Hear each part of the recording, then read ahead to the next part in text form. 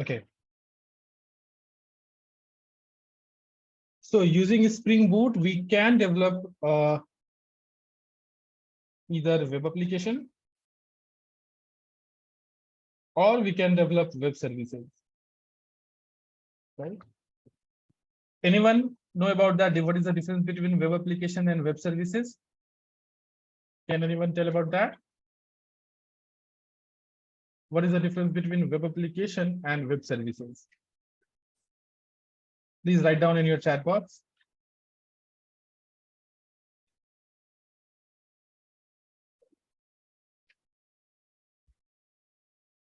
Web application is physical, web services are API, raw information, not reusable.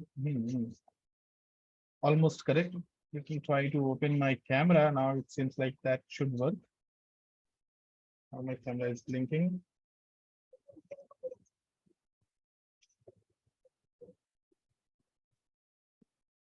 Yeah.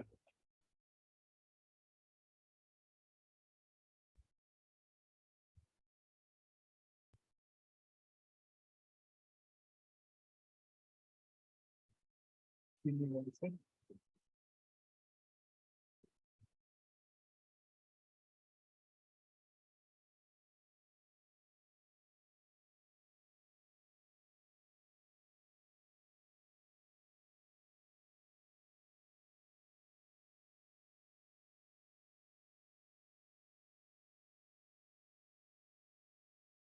Yeah.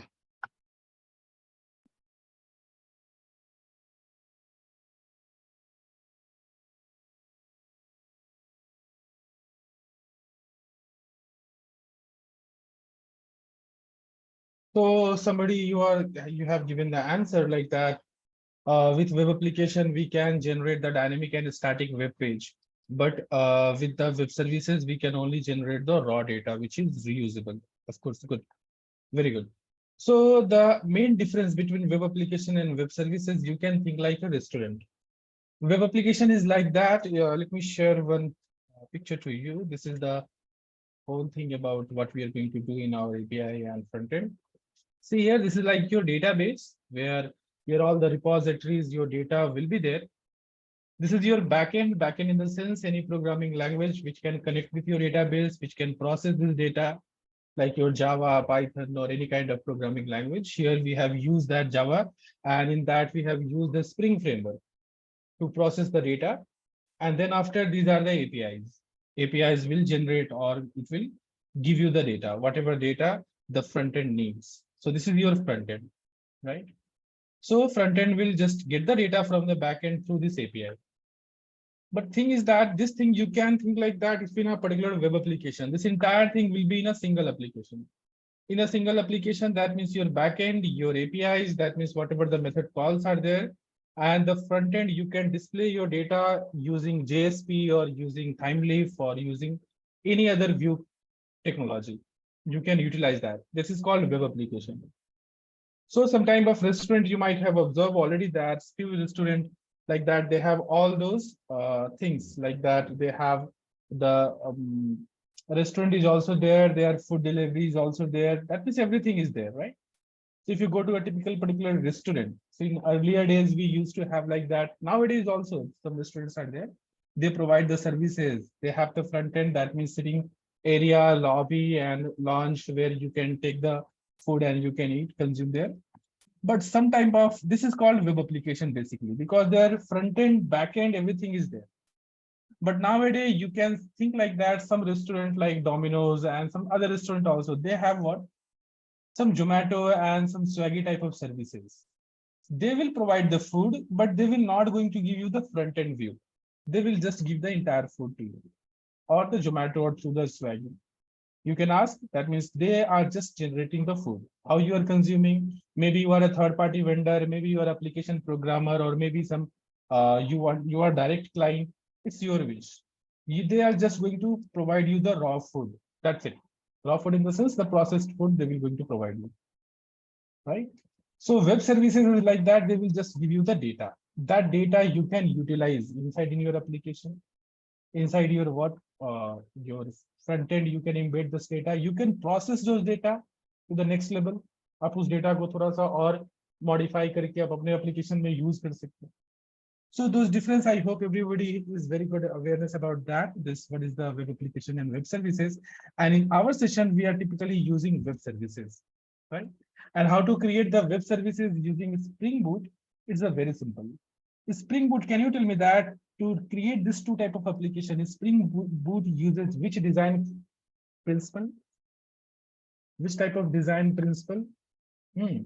MVC design principle. It is using what? MVC. MVC design principle.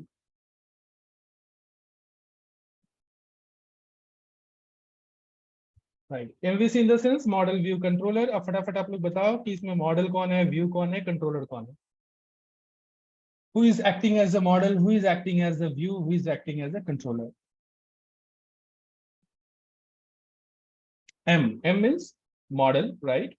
But model हम किसे कहते हैं अपने application में? Model. Who is that model? Model, somebody saying entity, database. No. ध्यान से समझना, model means what, basically not कुछ, actually it is the object which will holding your application data. वो ऑब्जेक्ट जो अपने आपकी एप्लीकेशन के डेटा को होल्ड कर रहा है, राइट? उसी डेटा को आप मतलब डेटाबेस में आप परसिस्ट करोगे, सर्विस लेयर पे उस डेटा को आप यूज करोगे, प्रोसेस करोगे, व्यू पे आप उसी डेटा को दिखाने वाले. That means the data which is you are holded inside a particular object, the data which we hold inside an object, and typically it is your what? Bean object, bean class object, like that. For suppose if you are a bank, if you have a banking application, so bank से related जो data है आप कहाँ पे hold करोगे? You are holding on an account object, customer object, right? So those objects, the particular those classes, they will contain the data. और उसी data को हाँ Pozzo classes, you can say like that. So those classes or those objects, they are holding those data, your application related data. And those data you are going to persist in a data access layer, you are going to present in a presentation layer, you are going to process in your service layer, right? So that is called model. View means your view. Here you are going to show that, you are going to display the data, right? So typically in our web services, there is no any view because here we generate the raw data. It is your front end part, but in normal web application, the view role will be used by using JSP or some time leaf.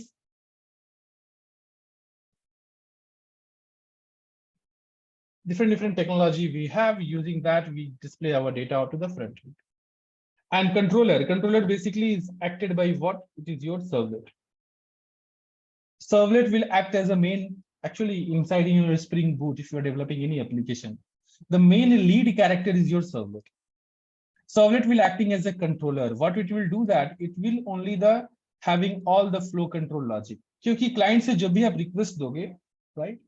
Client से जब भी आप request दोगे, so your model does not have the capability to fetch those requests. उस request से data को निकालना, उस request से क्या data आ रही है, header क्या आ रही है, your model, that means your bean class, don't have the capability. Your JSP also, Thymeleaf also don't have the capability. Actually, to be honest, JSP is having the capability, but we don't use that. Servlet is having what? Enough capability. That means this is the person, servlet, which has the capacity to what? Collect the information, whatever client is sending to you. So servlet will collect, servlet is having the capability of what? Getting the information from the client, whatever the client is sending the request. जब भी आप browser से या कहीं से request भेजते हो, this is the person only, servlet. So the control flow logic, मतलब रिक्वेस्ट को लेना और उस रिक्वेस्ट को राउट कर देना कि कहाँ पे हमारा वो हैंडल हो रहा है, वो रिक्वेस्ट किस मेथड के अंदर हैंडल हो रहा है, और फिर वो रिक्वेस्ट जब हैंडल होकर प्रोसेस आएगा तो उसे किस व्यू पे हमें फॉरवर्ड करना है. Everything is mention there inside this servlet. So the basic architecture of this model view controller, there is a one yeah, let me show you here. So initially, whenever client will send the request, this request will be taken care by whom? There is a one in a MVC, Spring MVC. Spring MVC is a front-end framework. It has given you the request to the dispatcher servlet. I hope you know about this dispatcher servlet. Please confirm. So I told you, na, this is a servlet. Similarly, there is a one dispatcher servlet. This servlet का नाम है dispatcher servlet, which is given by the Spring MVC framework. Right? This dispatcher servlet will act as a what? Your front controller. It will act as a front controller. And then this dispatcher servlet will forward the request to whom? It will forward the request to the controller. Controller class. Don't confuse about this controller, front controller and controller. Front controller in the sense कि कोई भी request इसे dispatcher servlet के पास जाएगी. Dispatcher servlet will decide कि ये request का URI क्या है, and now it will take the help of this controller class. This controller class is basically using, you call as a term as a helper controller. Helper controller to the front controller. And this class is generally annotated with which annotation? @ REST controller. Using this annotation. And this class is having various request handler methods are there, which is mapped by what? Get mapping, post mapping, like this, @ get mapping, and using some URI, right? Let's say that class users, like this. So it is having different methods will be there, like get mapping, @ post mapping, like this. So these methods, which is annotated with the @ get mapping, post mapping, they are called what? Request handler method. Request handler method, which is there inside the controller class. तो जब भी कोई request client के through आएगी किसी resource के लिए, let's say that it is calling a get request by using this users, right? And the method, किसी भी request का एक method होता है get or post. So client is forwarding a request for this resource. This request will come to the dispatcher servlet. It will take the help of, hey, helper controller. Do you have any handler method which is asking this resource using get method? Yes, one method is there. That method will be executed. Does it make sense? Please confirm. Now, this controller class actually it can perform all the request processing logic. ये request को process करके page generate करना, raw data निकालना, everything it can do that. It's by its own. But to make our application loosely coupled and what in a follow the layered architecture, this controller class will take the help of your service layer class. Service layer class. This service layer class will going to annotate with @ service annotation. And this service layer class will going to talk with what? Your data access layer class, which is annotated with @ repository. Like this. And of course, this data access layer will going to talk to your what? Database. So this architecture you need to remember. I have one diagram for the last batch. I have just drawn that. Let me show that this diagram so that it will make you clear. And we are going to follow that architecture itself. This is your what? Spring Boot architecture.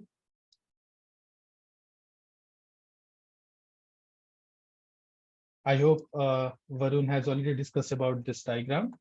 So here is your client. It will give you the HTTP request to the web server. This application is deployed, will be in a server. Inside a server, you are using the embedded Tomcat server. The Spring Boot will provide you the embedded Tomcat server. And request will be internally intercepted by the dispatcher servlet as a front controller. It will take the help of helper controller, which will annotate it with either @ controller or REST controller. And this contains what? Various request handler methods annotated with request mapping or get mapping or post mapping, like this. It will talk to the service layer classes. Service layer will talk to the data access layer. Data access layer will talk to the database. Then it will give the return. And then return will be given back by the dispatcher servlet to the client. I hope everyone is comfortable with this diagram. Please confirm. Remember this dispatcher servlet. बहुत लोग क्या करते हैं ना कि generally because we are not going to write this dispatcher servlet, right? I will show one example to you in your revision batch how we can configure this dispatcher servlet manually. And without this dispatcher servlet, what was the pain? How we used to create the normal web application. I will show one example, manual example, कि उस example में हम servlet के example हम कैसे बनाते हैं और सपना सर्वलेट कैसे हम खुद से लिखते हैं और एक्सटर्नल सर्वर हम कैसे इंस्टॉल करते हैं और उस पर अपने एप्लीकेशन को कैसे डिप्लॉय करते हैं, right? So normally we used to create our own servlet and we need to follow all the logic, flow control logic, but it was a quite pain to create your own servlet. So you have to use the Spring MVC. There are lots of frameworks are there, web framework है हमारे पास बहुत सारे, तो उनमें वो बने बनाए servlet हमें दे रहे थे. That means your Spring MVC has given one the dispatcher servlet. ये बना बनाया सर्वलेट है, ये आपको बनाने की जरूरत नहीं है, ये सर्वलेट के अंदर सारे कंट्रोल फ्लो लॉजिक लिखे हुए हैं. तो अगर हम स्प्रिंग बूट की बात ना करें, नॉर्मल हम स्प्रिंग एमवीसी से एप्लीकेशन बनाए, तो ये डिस्पैचर सर्वलेट हमें अपने एप्लीकेशन में कॉन्फ़िगर करना पड़ेगा. फिर जाके हमारा एप्लीकेशन बन जाएगा, हमें ये क्लास बनानी पड़ेगी, हमें ये क्लास लिखना पड़ेगा और अपना मेन लॉजिक जो हमारा फोकस होगा वो अपने एप्लीकेशन बिजनेस लॉजिक पे होगा, ना कि सर्वलेट बनाने पे होगा, क्योंकि सर्वलेट को हमें स्प्रिंग एमवीसी फ्रेमवर्क ने दे रखा है. बस इस सर्वलेट को कॉन्फ़िगर करना है. आपका एप्लीकेशन बन गया, फिर आप इस एप्लीकेशन में एक सर्वर को इंस्टॉल करो और सर्वर के अंदर इस एप्लीकेशन को डिप्लॉय कर दो. That was there without Spring Boot. बिना स्प्रिंग बूट के हम एप्लीकेशन ऐसे बनाते थे. लेकिन स्प्रिंग बूट में क्या हुआ है, स्प्रिंग बूट ने क्या किया कि इनफैक्ट ये सर्वलेट को भी कॉन्फ़िगर करने की जरूरत नहीं है. इस सर्वलेट को भी कॉन्फ़िगर करने की जरूरत नहीं है, और सबसे बड़ी बात कि आपको ये सर्वर भी इंस्टॉल करने की जरूरत नहीं है. आपके पास एम्बेडेड सर्वर है और डिस्पैचर सर्वलेट आपके पास ऑटो कॉन्फ़िगर्ड है. बस आपका फोकस कहाँ होना चाहिए, आप कंट्रोलर लिखो, रिक्वेस्ट हैंडलर मेथड लिखो. इससे क्या होता है कि बहुत बार स्टूडेंट या फिर जो एज ए फ्रेशर बहुत लोग भूल जाते हैं कि डिस्पैचर सर्वलेट नाम की भी कोई चीज होती है. You should never forget about this dispatcher servlet. And we are going to talk about this dispatcher servlet and how this request is coming in our Spring Security topic. क्योंकि इसके पहले क्या होता है ना, जब स्प्रिंग सिक्योरिटी पढ़ेंगे, so there are lots of filters used to be there. हम यहाँ पे फिल्टर भी लगा सकते हैं कि रिक्वेस्ट सर्वलेट के पहले जाने से पहले फिल्टर हमारे यूज हो जाए. और Spring security is used these filters only, filters concept to implement the security. Don't worry, we will talk about this Spring security from very scratch. But now let's focus about this dispatcher servlet and all those control. We should be very much clear about this architecture. ये architecture बहुत ही important है कि आपका spring boot कैसे काम करता है. जब भी स्प्रिंग बूट के बारे में बात हो तो आपको ये डायग्राम आपके माइंड में आनी चाहिए कि हमारा स्प्रिंग बूट कैसे काम करता है. मतलब front controller will be the dispatcher servlet and dispatcher servlet will take the help of your helper controller, which is annotated with this controller. Does it make sense? Please confirm. Good. So Varun told me that he has completed already the exception handling. I guess everyone is very much comfortable with the data handling part. Data handling in Spring Boot. Data हमारे पास कितने तरह से हम handle करते हैं, कोई बताए? पहला होता है कि @ पाथ वेरिएबल. दूसरा @request परम. और तीसरा @request body. Using that you can send the data from the client to the our application. Client से जो डेटा हम भेजते हैं, यही 3 तरीके हैं हमारे पास जिससे कि हम डेटा भेज सकते हैं, right? Then after you might have learned that exception handling part.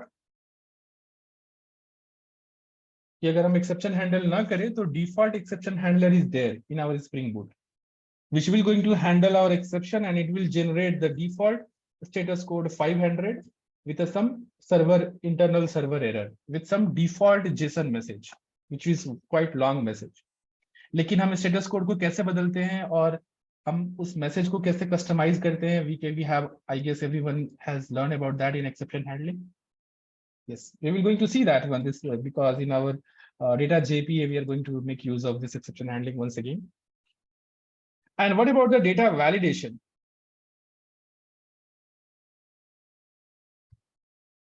Data validation.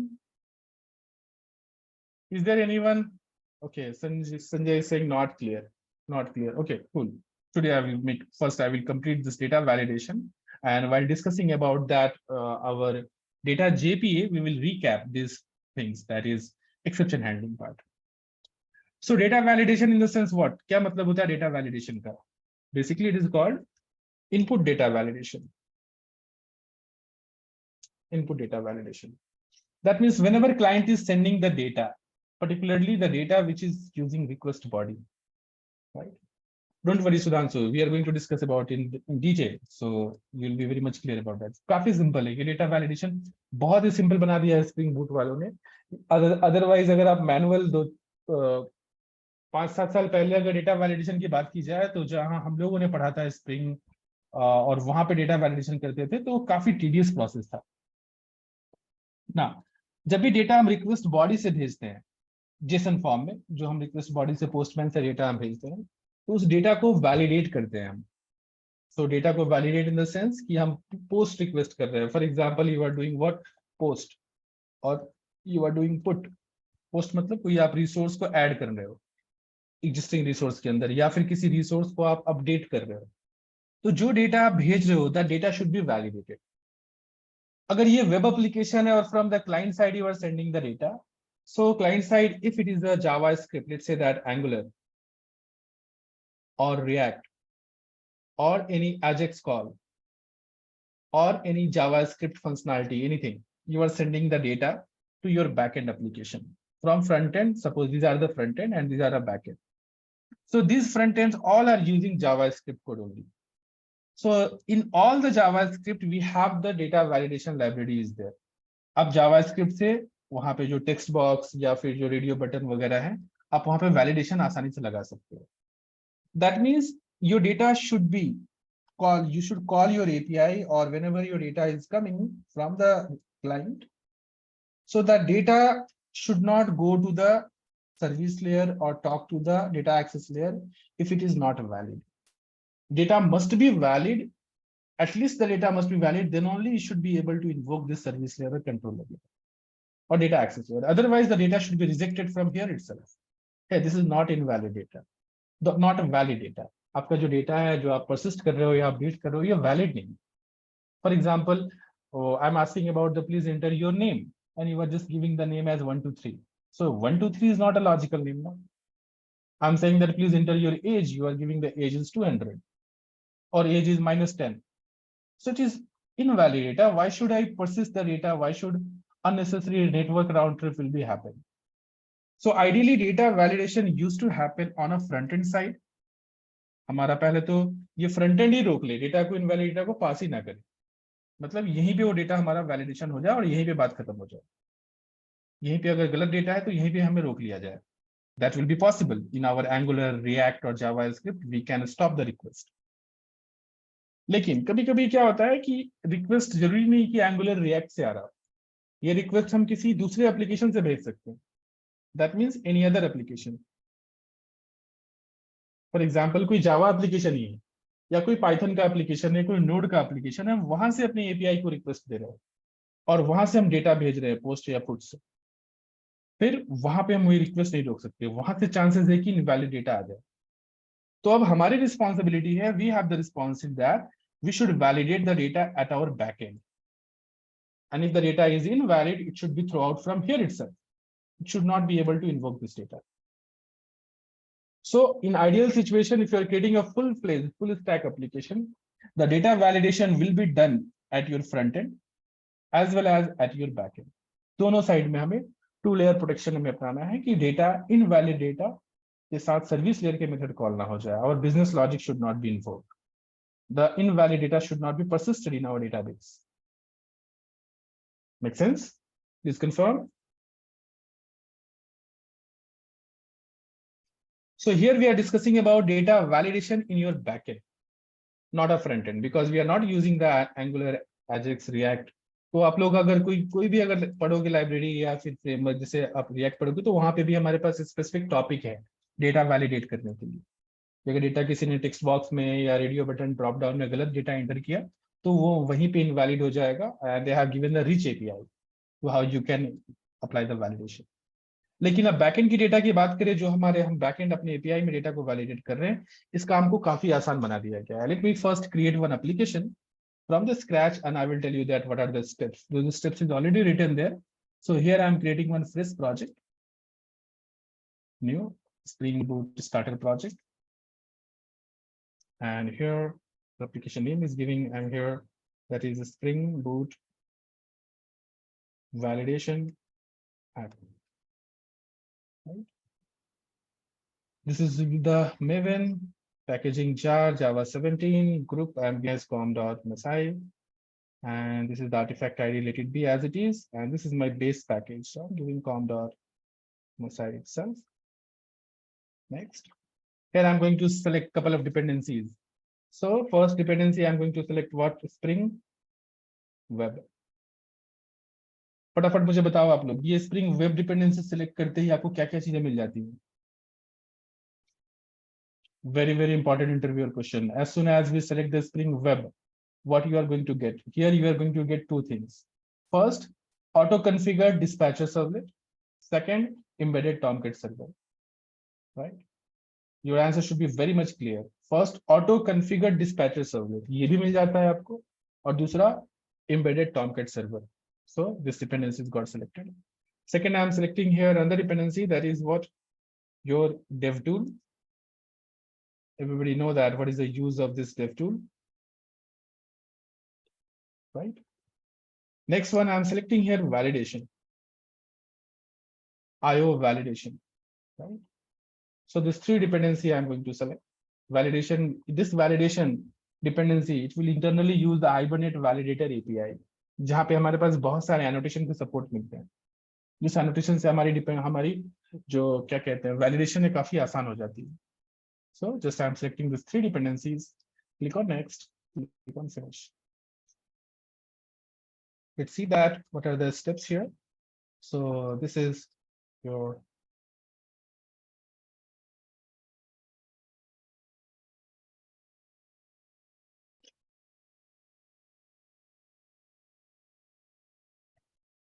resolving the dependency, and here it is the request validation.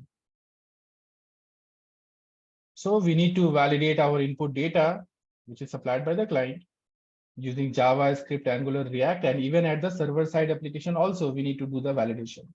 If the user supply data is valid, then only we should call our service layer method, right? Otherwise, we should reject that user request. What are the steps? Very simple. You need to add one dependency, that is Spring Boot starter validation.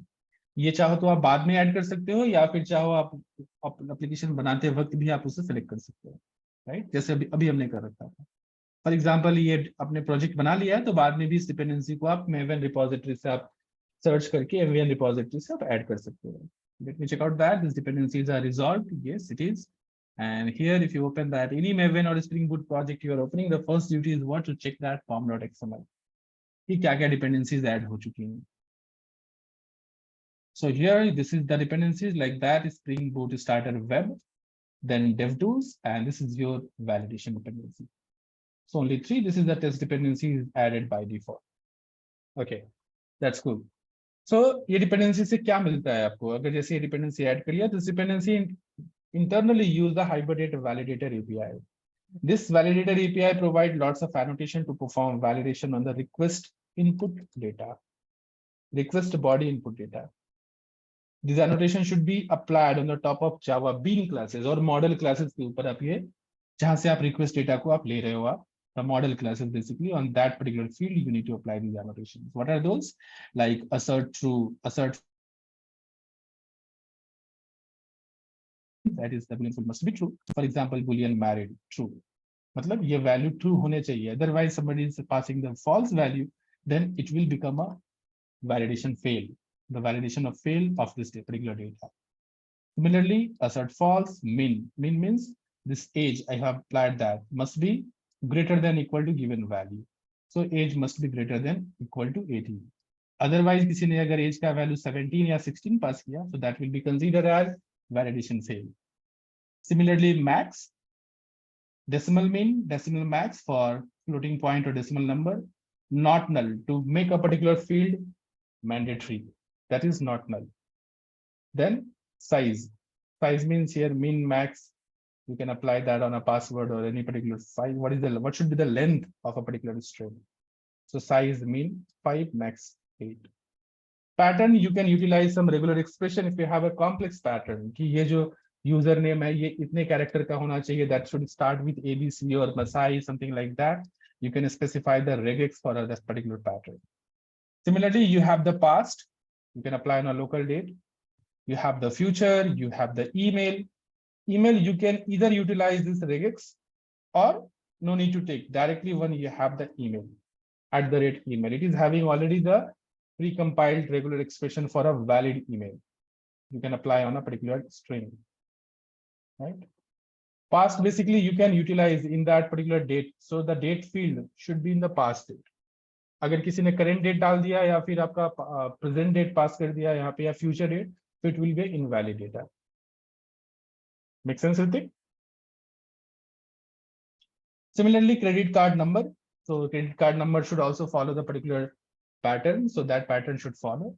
So you can use that Hibernate Validator API, or you can check out that this documentation of Spring Boot Starter validation. You will see that Spring Boot Starter or validation docs.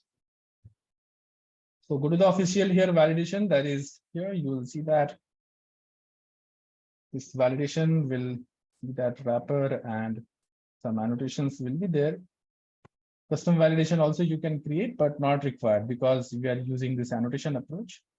So you will see that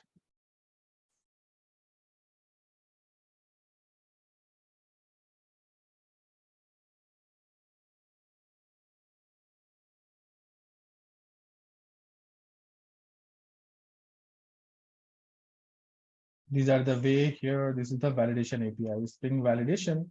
Here you will notice these are the annotations which are been validated annotation. You can check out that those annotation in that. I want to show you that list of annotations.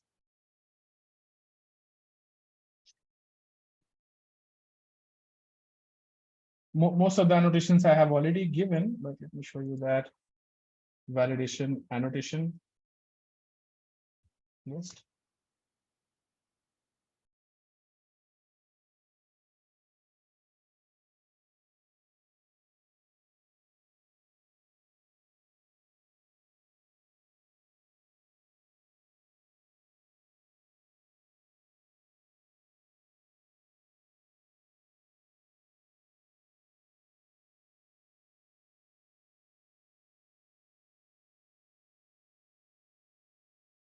By the way, you can create your own annotation as well for a particular validation in the comp. That means for a particular, when I use email annotations, then abc@gmail. Yes, yes, Suryakant. So if you are using that email annotation for validation, then you should have a proper email pattern. Then only that string will be validated. Otherwise, it will not be validated. Validator used by Spring MVC. Some annotation lists are there. I will show you that. Okay, later I will show you that where is the annotation list. So from there, but most of the annotations I have given here already, what you can utilize in your application. The steps are quite simple. These are the annotations, and now you need to use what inside in your classes. So I'm going to create this class student Java, and then I'm making this API. So what to do? This is our root package where our main class is there. I'm going to create one other package, which will be the sub package of this base package. New first package com.masai.model. And inside this model, I'm creating one particular class called student.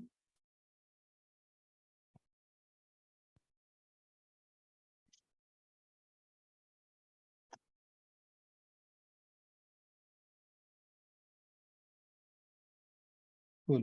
And since this is a model class, so I'm going to take few field like private integer.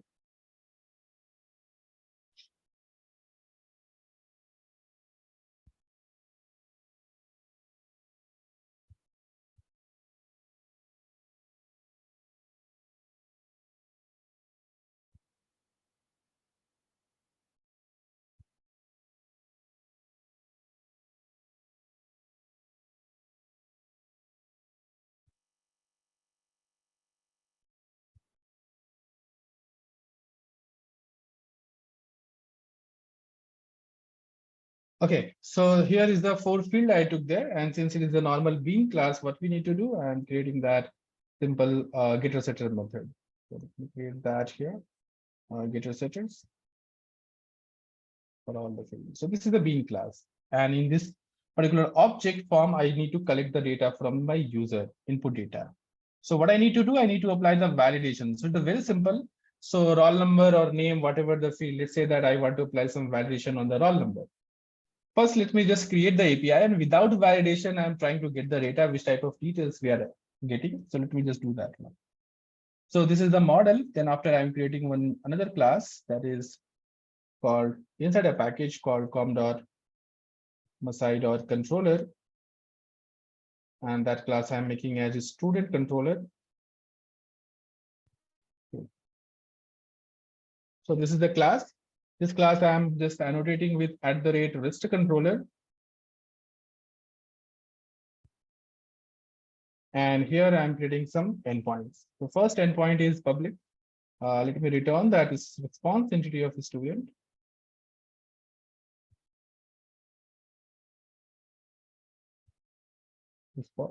Entity of a student, get a student, and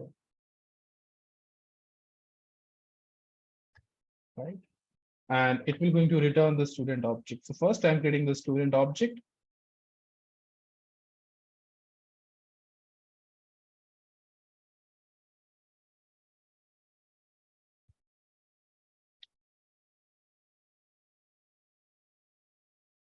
And here student dot set roll number,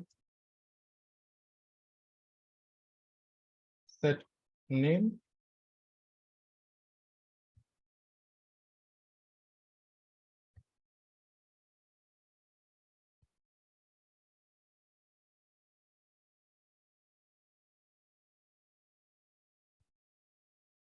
and simply return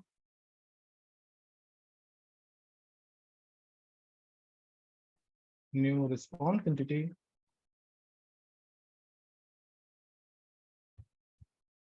And this is that student that will be in a body, HTTP status.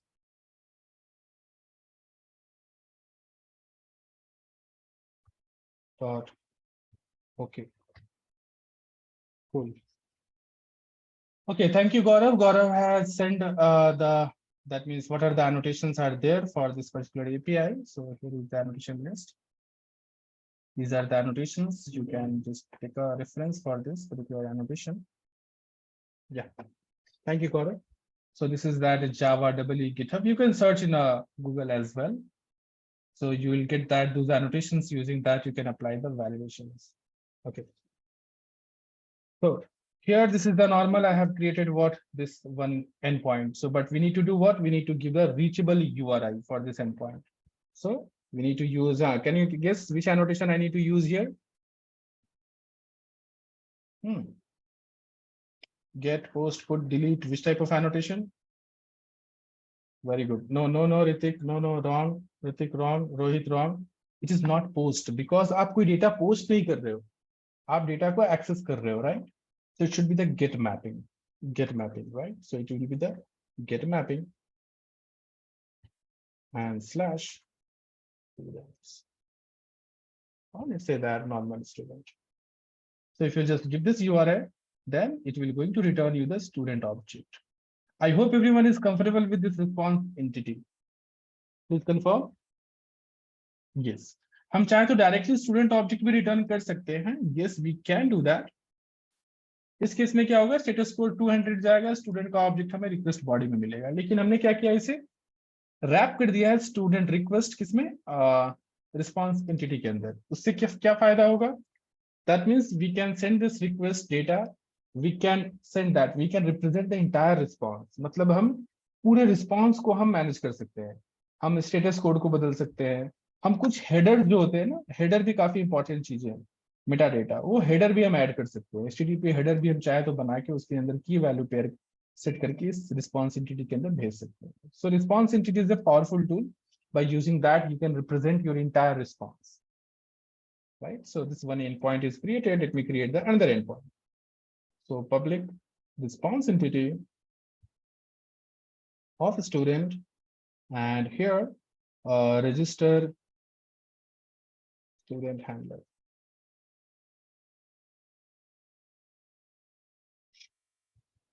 And this time it will going to take the student object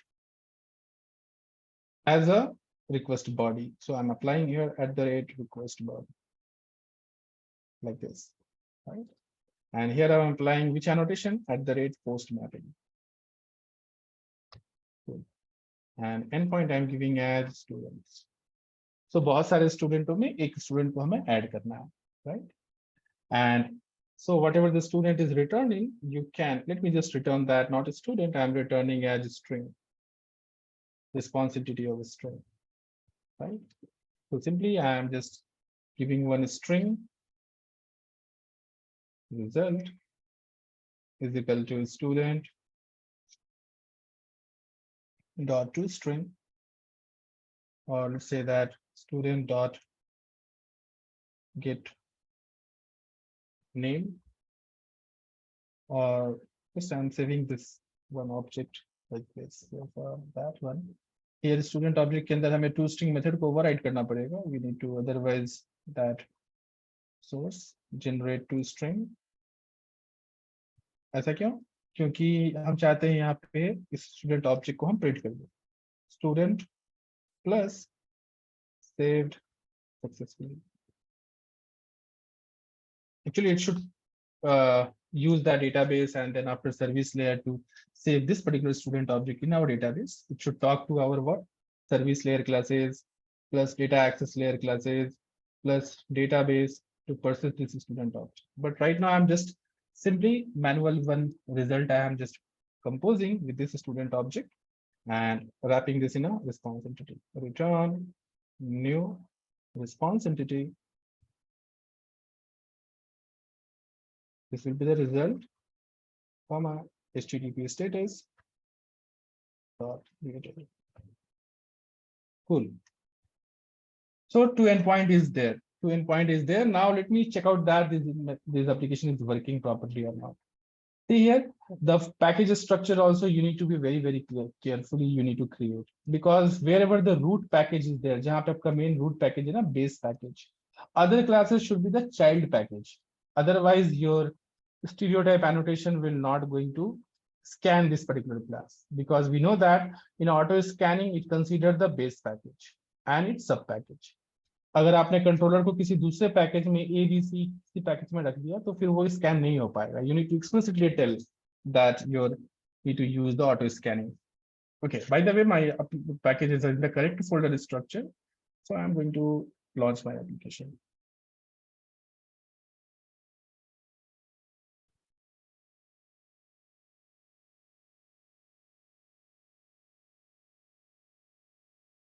That's cool. My server got started, and here let me just give the request from my postman. Here it is. So this is localhost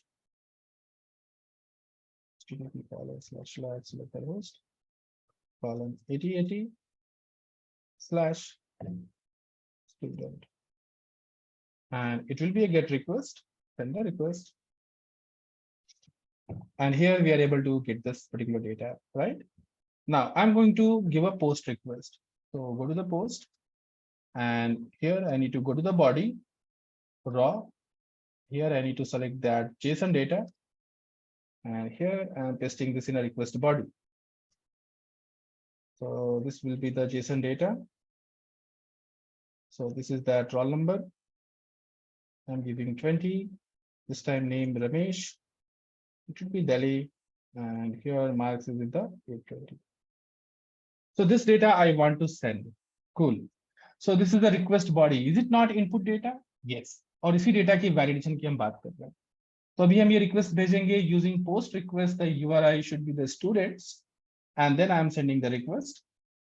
And yes, we got that here. It is 201 created, and we get here that is saved successfully because of the toString. The details is printed. Cool. Now क्या होगा कि अगर हम data गलत किसी ने user ने भेज दिया, because this data will be sent by the client. Client क्या करेगा? पोस्टमैन से तो डेटा नहीं भेजेगा, वो कहां से भेजेगा? अपने एप्लीकेशन से. क्या हुआ अगर उसने रोल नंबर -12 भेज दिया? नेम की जगह यहाँ पे नेम उसने भेजा ही नहीं, for example I am not sending the name. Address की जगह में उसने किसी ने डी भेज दिया, फिर क्या होगा? Just try to send this request. Here I'm sending the request and see that it is created, and just check out that roll number minus 12 name. Since he has not sent the name data, then the name value is null. So इसने भेजा ही नहीं है name value को। Address D, it is also invalid data. अगर हम suppose हम email ले रहे हैं या फिर फोन नंबर ले रहे हैं, so there is chances is what user में send the incorrect data. We need to stop this, right? तो पहला स्टेप तो हमने अपने एनोटेशन सॉरी डिपेंडेंसी ऐड कर दिया है, that is the validation dependency. अब ये वैलिडेशन इसी ऑब्जेक्ट पे हम डेटा को ले रहे हैं, तो हमें क्या करना है, इस पे एनोटेशन लगा देना है, दैट इज व्हाट। पहले तो हम करते हैं कि सारे फील्ड को मैंडेटरी कर देते हैं। फॉर एग्जाम्पल हियर तो मैंडेटरी करने का कौन सा एनोटेशन होता है? Not null. So not null, if you notice, there are lots of not nulls are there, right? You can see here, not null तीन हमारे पास है। एक तो non null है, non null, non null, right? Then after not blank, not null, here it is. Don't use the non null. You have to use this not null, right? Not null Jakarta validation constraint. Correct package you need to choose. Be careful while just auto importing. Not null. Not null, and then after you need to specify the message. That is, roll number is mandatory. Make sense? Let's say that I want to specify this name also, I want to make mandatory. So at the rate, not null, message, name is mandatory. Now this message, when it will be displayed, this message is a very, very important part. जब ये validation fail होगा तो यही message आपको exception के form में मिलेगा, जिससे कि यूजर या क्लाइंट समझ पाएगा कि क्या उसमें क्या मिसिंग है, डेटा में कहाँ गलती हुई है। Am I clear? So for the time's sake, I'm just making this two field as a mandatory. I'm going to apply some other annotation. Let's say that roll number, ये एक के साथ साथ एक फील्ड पे हम कई सारे annotation लगा सकते हैं. That means in a particular field we can apply more than one validation. I'm going to tell that another one, that is here main, कि minimum जो roll number है वो क्या होना चाहिए. So here we need to take value 100 and message, that is roll number should be minimum 100, like this. Name, I want to give that another annotation here. Name, I'm just applying here. What is that? That is at the rate size. Min 3, max 8. Biswajit is asking how to make roll number unique. No. You cannot make this one unique, or you cannot check out. Let's say that आपने यहाँ पे ले रखा है एक email field, और जब user inter करे email, let's say that here, तो आप ये बताना चाहते हो कि ये ईमेल ऑलरेडी रजिस्टर्ड है, आप दूसरा ईमेल यूज करो। उसके लिए आपको बैक एंड लॉजिक लिखना पड़ेगा। वहां पे आपके पास वैलिडेशन, कस्टम वैलिडेशन हम वहां पे लिख सकते हैं कि वो हमें वहां पे बैक एंड लॉजिक से बताए कि आपका दिस ईमेल और this roll number is not allowed. And to make this roll number as a unique, you have to use this database. Just now we are going to use the data JPA, where you can auto generate this roll number. So user को roll number डालने की जरूरत ही ना पड़े. You will see that this Sujit very soon. Got it? Okay. So this one next here, I'm just giving that here min max message, that is name, length should be minimum 3 and maximum 8. So I've applied few annotation here, few annotation and their validation. Cool. Similarly, you can apply to the address and marks as well. So this is the second, that is, check out that in your notes. Here it is. This is the step number 2. Add the above annotation to the bean class property, to which we want to convert our input data or convert our input value. जहाँ से आपके input value ले रहे हैं. Using a message, you need to apply this annotation. Last step क्या है कि आपको इन annotation को activate करना है. You need to activate this annotation. So you need to use this at the rate valid annotation to activate this annotation on the request body. ये step बहुत लोग भूल जाते हैं. This step is what? ये annotation को आपको activate करना है। आप ये डेटा कहाँ पे ले रहे हो? ये एनोटेशन आपने लगाया है स्टूडेंट क्लास पे, राइट? तो इसी के ऑब्जेक्ट में आप डेटा ले रहे हो यूजर से। That means this data is coming over request body. Here you need to apply what? This annotation @valid by this. Does it make sense? So using this annotation, the validation annotation will be activated on this particular class.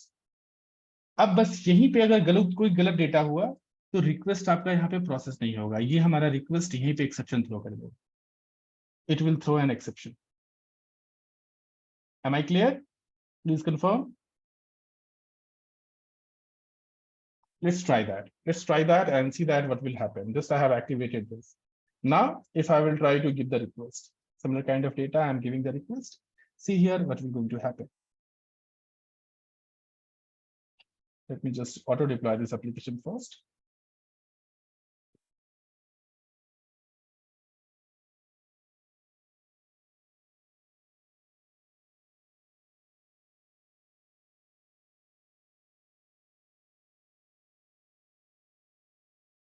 Here it is. Now see this, it is giving that 400 bad request, and see this message here. Message is something like that. This timestamp error trace. There's a very big long trace, and see that what are the other message errors, what are the errors codes, like that. Roll number should be 100. Then after you can notice name is mandatory. These the validations got failed. But this is what not at all readable. Is there any way to handle this exception and customize this exception message in our custom format? Yes or no? Give the answer. Yes, it is there by using what? Exception handler. Exception handler हम लोग बना सकते हैं और इसको हम customise कर सकते हैं मीनिंगफुल पे, कि अगर क्लाइंट को प्रॉपर पता चले कि हाँ कहाँ पे उसने गलती की है, one by one. So let's try to create a exception handler, right? So I'm going to create one package first. New package form dot Masai dot exception.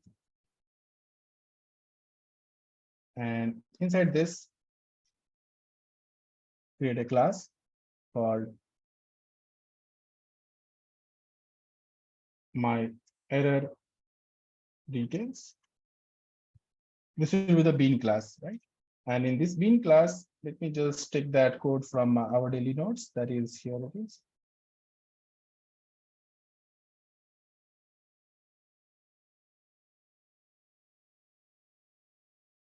Local date and time, timestamp, message, and details. And then I'm generating getter setters as well as toString. Cool.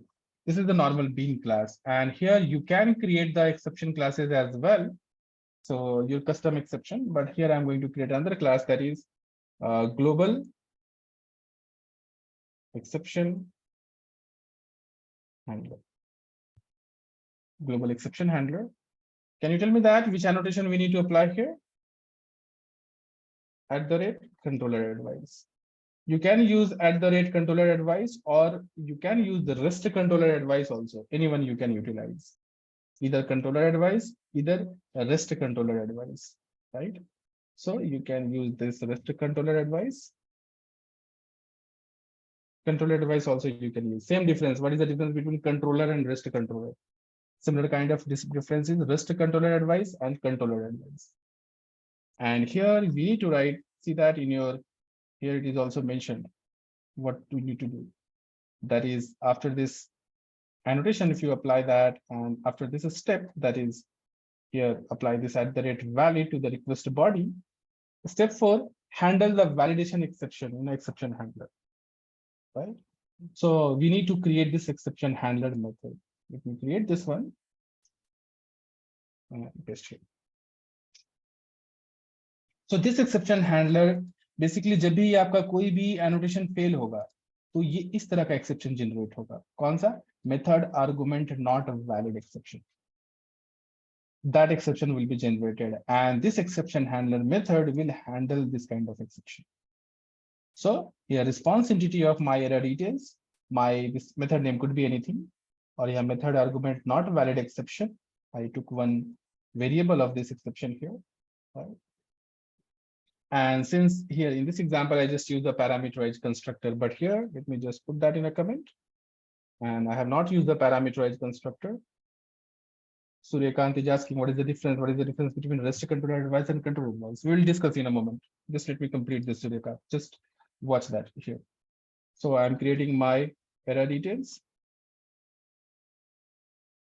ERR is equal to new, my error details.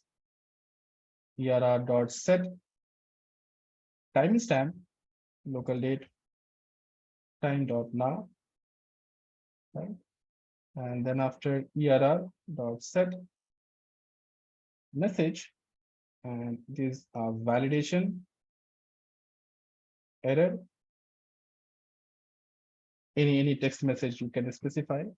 अभी हमें तीसरा चीज क्या feel करना है, that is कि ये जो हमारा मैसेज है ना कि role is mandatory, name is mandatory, ये जो मैसेज अगर एक्सेप्शन जो भी पहले वैलिडेट हो रहा है तो first message I need that. Suppose हमने 4-5 गलत एंट्री डाल दी है, लेकिन पहला क्या गलत एंट्री डाला है, हम चाहते हैं वो मैसेज हमें एक्सेप्ट करना, ये निकालना है। तो वो मैसेज हमें कहां से मिलेगा? That message we can get it from here, that is in this object method argument not valid exception.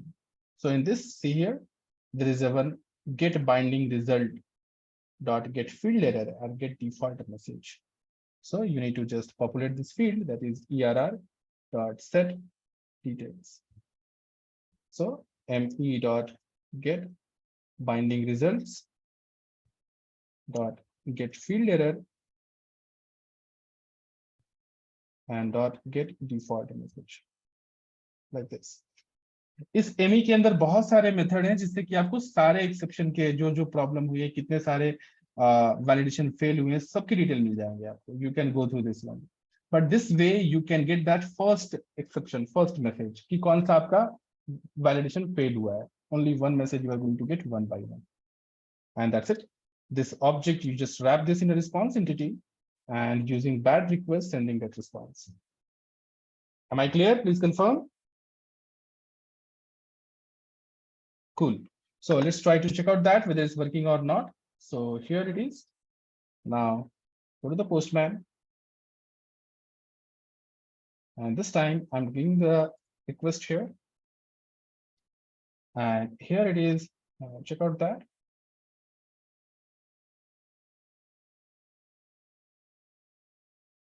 Here it is. Name is mandatory. This is looking very cool compared to previous one. Previous one was a default format, right? So the only one message is coming, name is mandatory. Let's try to give that name and check out that after that what is going to happen. Name, I'm giving the name, let's say that Ravi, and now give the request. This time it is saying that roll number should be minimum 100, right? So here roll number I'm giving as 101. Now, cool, request is successfully inserted. And if I pass this name, let's say that here I'm giving RA, then here again, name length should be minimum 3 and maximum 8. So one by one problem, you are going to get there. Am I clear? Please confirm. So it's a very simple step. Only 3 steps it is there you need to follow. पहला step, नहीं 3 नहीं 4 step. पहला step आपको dependency add करनी है pom.xml में, validation dependency. Second step आपको annotation लगाना है, मैसेज लिखना है, राइट? और तीसरा स्टेप क्या है? कंट्रोलर के ठीक पहले यहाँ पे @valid एनोटेशन, इससे एक्टिवेट हो जाए हमारे सारे एनोटेशन. चौथा स्टेप एक आपको लिखना है एक्सेप्शन हैंडलर, कि अगर वो वैलिड हो तो उस एक्सेप्शन को कैसे हैंडल करें. उसका नाम होता है method argument not valid exception. By using that, you can customize your response and send that to the client. That's it. यही है आपके सारे validation. No, it's very simple, Rajat. It will not take too much time. Now, some few important points, then after we will take a small break. That is what there is one annotation called in this. There is one annotation called @not null, @not blank, @not empty. Sometime interviewer used to ask. Okay, person is asking Vivek, sir, if it is possible, please give the one example how we sending the header from response entity having doubt. Okay, I will show you. Don't worry. Sanjay is asking, sir, if you taught us this before Saturday, then we perform better in evaluation. Okay, sorry, Sanjay. Okay, now listen carefully. This thing is a very, very important. You need to understand this. This not null we have already covered up. We have seen that. That means to make any field mandatory. But this to annotation basically used with a string.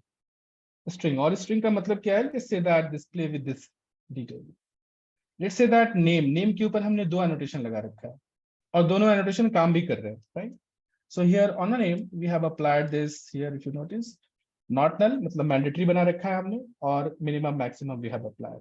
Okay, cool. What I'm going to do that here, let me just comment it out. Size को हम हटा देते हैं यहाँ से. Size को हमने हटा दिया कि साइज वाला एनोटेशन हम नहीं यूज कर रहे हैं. साइज कुछ भी हो लेकिन मैंडेटरी होना चाहिए. देना तो आपको है, right? Okay, now if I try to send the request like this, will it be accepted or not accepted? Give me the answer. Yes, accepted. Okay, so let's give there her request. Here it is accepted. अगर हम इस name को यहाँ से हटा देते हैं, now will it be accepted? No, it will not be accepted. So here it is, name is mandatory. Okay, cool. Now I'm reverting it back and here name is there. Now what I'm going to do that, I'm giving this name is as like this. Will it be accepted? Yes, it will be. It will be accepted. So here name is that. What is that? Not there. So in that case, it is mandatory. So somebody can pass this blank value here, right? So what I need to do here, I need to use the another annotation. That is what? Can you guess? Not empty.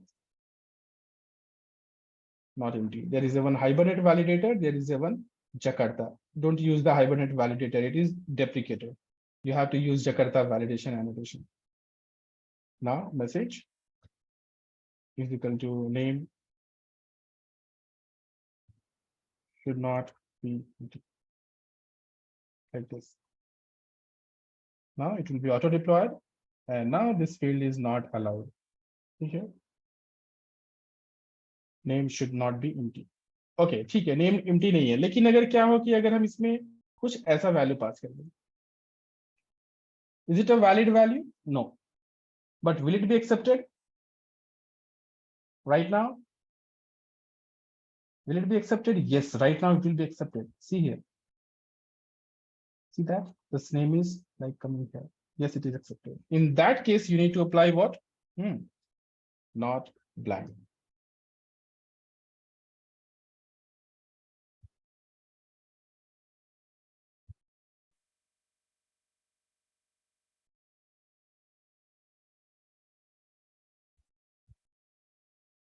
Over.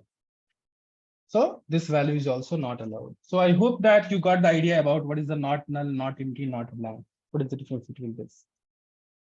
Not sometime, I have this type of question came 3 or 4 times in my interview.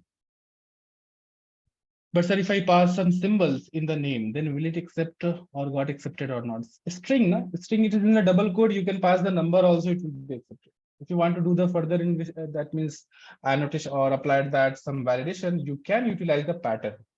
Pattern में आप बता सकते हो कि हमें number नहीं चाहिए, हमें string नहीं चाहिए. It should not contain the special character. There you can utilize the pattern. Got it, Ritik?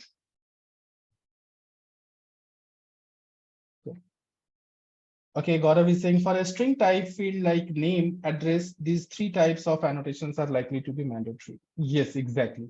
But based on your requirement. Based on your requirement, most of the time we just use not null itself. Okay. Now some person is asked about that, how to pass the header. So if I pass the header information and you are the response entity, if you have, then you can very easily do that one. Here you need to create the headers. So Spring framework, and here it is headers. Servlet request, this package is there. What if you want to use the char value over the name? You can utilize, you can put that a regular expression pattern or other validation is there. You can check out that. By the way, this header example, I have mentioned that in our notes as well. So I hope this notes you have. So let me show you that notes where I just use the response entity. So Spring annotation, Spring Boot, data validation, data handling part. I guess in this notes where the response entity is there, I have given that particular example of this header. So let me show you. That will be easy for you to understand. Here it is. So in a HTTP entity section, response entity, here you need to create this header and you can utilize like that. So right now, if you are giving any request through the postman, right? So if you are getting any requests, so you can see that these are the response header. Right? Response header right now, 5 headers are there. Headers are some extra meta information, extra data you can send. So you can create, you need to create this HTTP headers and you can add some key value pair. And in the response entity, you can add this header as well, as simple as this. Copy this and here. Import this here, HTTP, this one, org Spring Framework HTTP headers. Finish. So here you have created the headers object, and in that you have added few values like that. It's up to you कि आप क्या-क्या चीजें की value pair के form में इस header में add करना है. Meta information that I have used JWT, some token, user, admin, hello, ABC, some value I have randomly have added. Right? और आपको क्या करना है, इस HH object जो आपके headers के object है, आपको इसके बीच में डाल देना. Like this. Suryakant is asking, sir, when to use the headers? We will see that when we are going to discuss about the Spring security, that time we are going to discuss about the headers, where we have to use the JWT token and authorization token. But अभी के लिए आप ये समझो कि headers से हम कुछ meta information response entity के साथ हम भेज सकते हैं client के पास. Is it okay? So here, if I am giving this data like that, name Ravi, and now give the request. So there is no any validation fail, but you can notice headers are total 8 headers.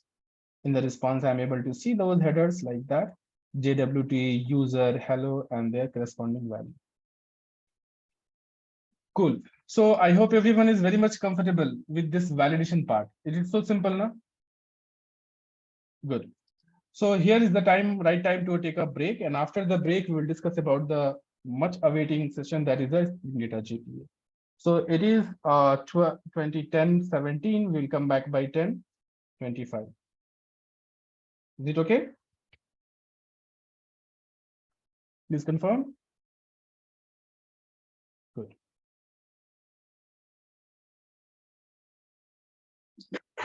Okay, welcome back. So let's move on and we will start with the first topic, that is Spring Data JPA. Data JPA is not like that, it's a new topic for you. You have already learned this type of things, but let me just explain this one in a detailed way. So using Spring Data JPA,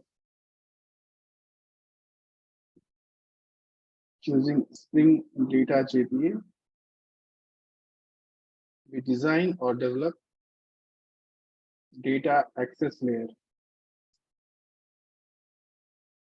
of our application. Okay, as you know that service layer, controller layer, and data access layer. So to develop the data access layer, basically this technology, this framework, we use that. The Spring Data JPA is a part of your Spring Boot, and it will simplify the data access layer development to the next level. What is that? We have already learned that to develop our data access layer, some other technologies like that to develop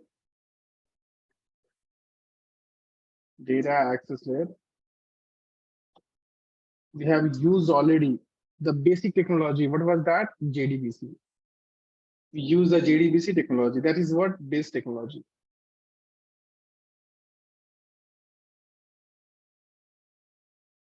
Right.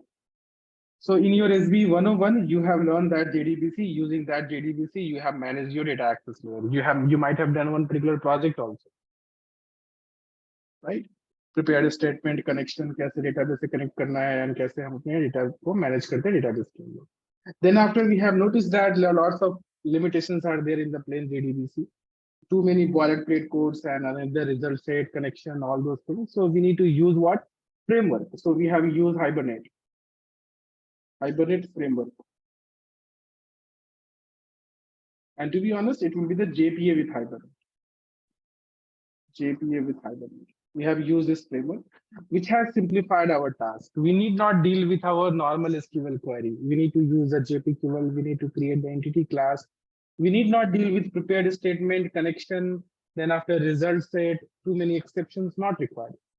Just create one entity and then after your entity manager, and then we have done that lots of processing using JPA with Hibernate. So I hope everyone is very much comfortable with this JPA and Hibernate and JDBC. In Hibernate, you might have learned how to use the JPQL, how to use the mapping. Still, some student might have the doubts in the mapping, but no problem. In JPA, we are going to see that once again. So, sir, ये दो चीजें हम देख चुके हैं, लेकिन अब क्या आगे ये Spring Data JPA क्या है? What is this Spring Data JPA? Now, Spring provide lots of ways to simplify your task. Spring के पास बहुत सारे solution. Spring is called what? Framework of framework. मतलब framework का framework है. इसके पास अपना तो सॉल्यूशन से दे ही रखा है और भी किसी किसी फ्रेमवर्क को इसने सिंप्लीफाई कर रखा है. For example hibernate. अब स्प्रिंग के पास ऐसी ऐसी टेक्नोलॉजी है कि अगर आप चाहते हो कि नहीं सर हम किसी फ्रेमवर्क का यूज नहीं करेंगे, हम ORM अप्रोच यूज नहीं करेंगे, I am just happy with my plain JDBC. क्यों सर, क्यों ऐसी जरूरत क्यों पड़ेगी? Because what will happen in ORM approach is suitable for your online application, that's fine. But imagine if you have a one type of application where you have a very few tables, but lots of records are there, crores of records are there. In those type of applications, this ORM is not suitable. For example, Aadhaar card generation application, voter ID, Indian bank, other type of applications are there, जहाँ पे बहुत ही करोड़ों हमारे user है. तो उस type के application में still people uses JDBC.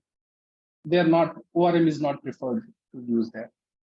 Normal अपने हम अपने ऑनलाइन एप्लीकेशन के लिए, अपने वेब एप्लीकेशन के लिए, वेब सर्विसेज के लिए ORM is a suitable approach because you have to deal with multiple table, their relationship. तो उनको मेंटेन करना JDBC से काफी हेक्टिक होगा. तो ORM में हमारे पास सॉल्यूशंस है, एनोटेशन है, one two one, one two many, जहाँ पे बहुत आसानी से हम रिलेशनशिप वगैरह एस्टैब्लिश कर सकते हैं और डेटा को हम मैनेज कर सकते हैं. बट वहां पे क्या कि अगर हमारे पास एक ही टेबल है, ज्यादा टेबल भी नहीं है, रिलेशनशिप यूज ही नहीं करना है हमें, बट हमें क्या करना है, इसे डेटा को एक्सेप्ट करना है, रिटर्न करना है, अपडेट करना है, बेसिक क्रेड ऑपरेशन परफॉर्म करना है. तो वहां पे प्लेन JDBC काफी है हमारे लिए. Don't use this ORM approach. तो स्प्रिंग के पास इसका भी सॉल्यूशन है. Spring has provided the framework called spring JDBC. Spring JDBC, one module is there. So Spring JDBC module in which you are going to get one particular class called JDBC template.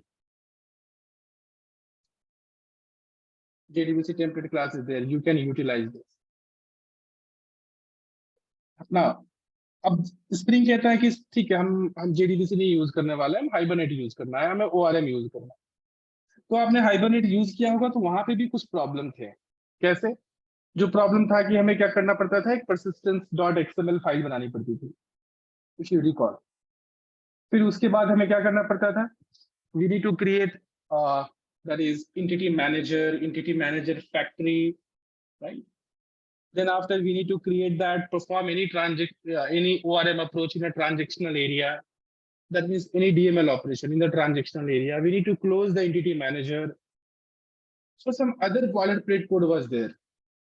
Guess what? Spring ने इस काम को भी आसान कर रखा है. इसने क्या किया? It has given one another module called Spring ORM module. यहाँ पे आपको मिलता है class called hibernate template.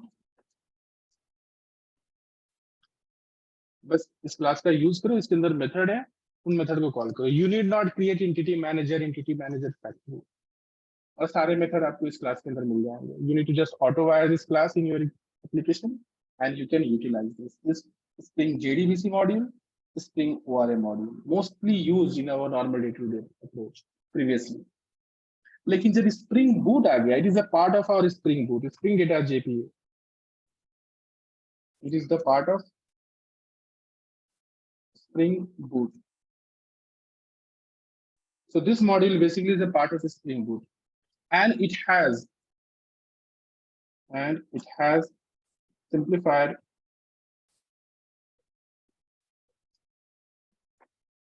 the data access layer to the next level.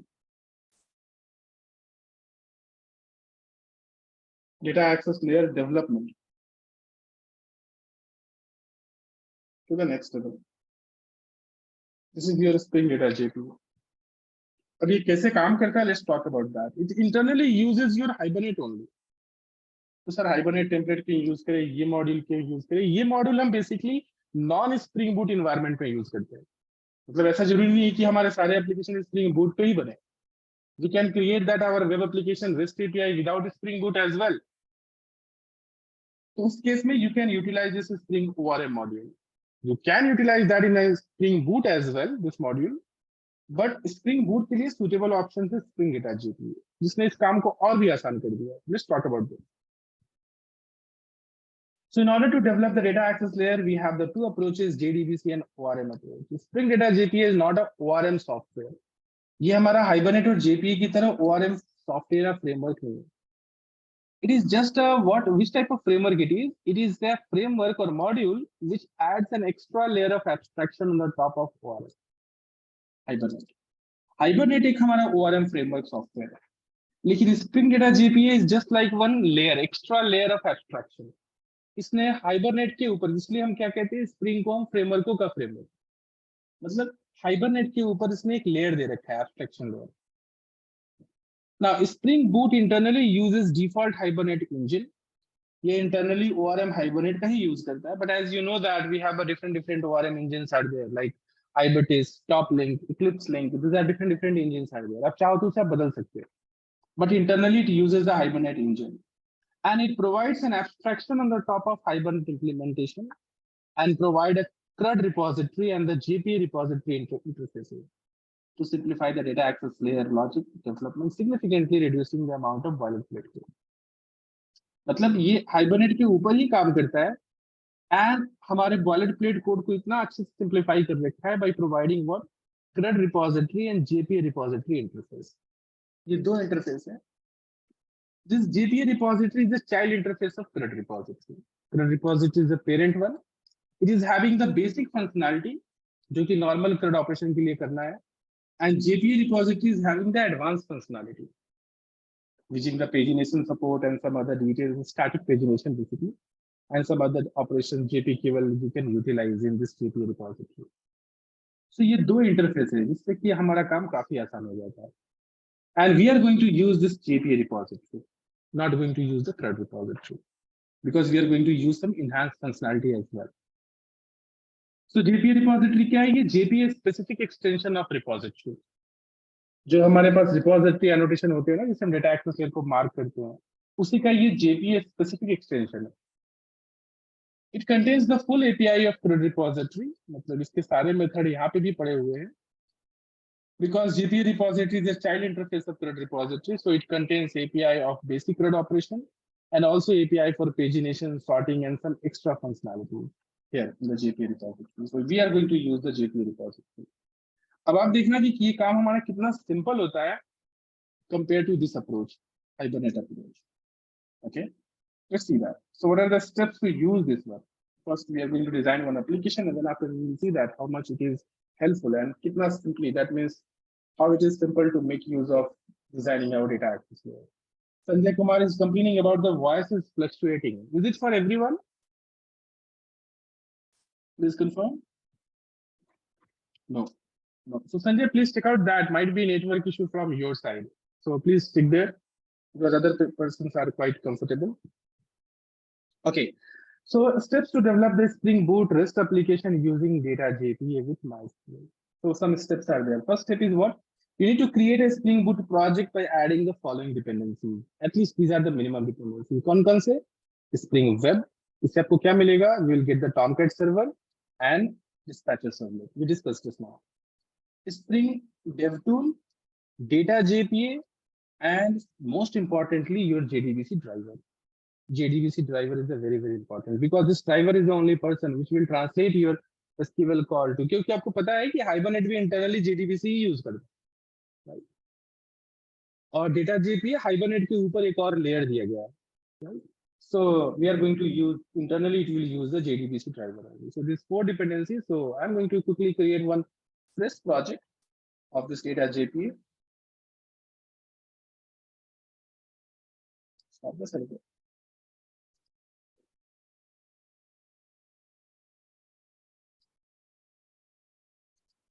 Spring Boot data JPA app 1. And here next, Spring Web Dev Tools. This time you can utilize the validation, but I'm not using this validation this time because we are going to focus in our main data JPA. लेकिन आपको अगर validation भी use करना है, then you have to use. Then the third dependency will be the data JPA. Just type here JPA. JPA. So here you will get the Spring Data JPA. The next dependency will be your MySQL driver. Just type MySQL. MySQL driver. Select this. Click on next. It will take a while just building this application. It will download all the dependencies. Now, so we just created one project by simply adding this dependency. The most important, this ये दो dependency तो आपको मालूम ही था, REST API बनाने के लिए, server को रीस्टार्ट करने के लिए. बस आपको तीसरा जो डिपेंडेंसी वो डेटा JPA की ऐड करनी है, और इसके लिए आपको MySQL का ड्राइवर चाहिए, JDBC की ड्राइवर. ठीक है. अब जैसे ही आपने डिपेंडेंसी ऐड की, तो एक चीज मैंडेटरी हो जाती है क्या, कि आपको ये सेकंड स्टेप, दैट इज ये जो एंट्री हमने लिख रखी है, ये entry it will be mandatory. It will become mandatory. You need to put that in your application.properties file. Let me first copy this entries and put that in our application.properties file. So I'm going to copy these details from here.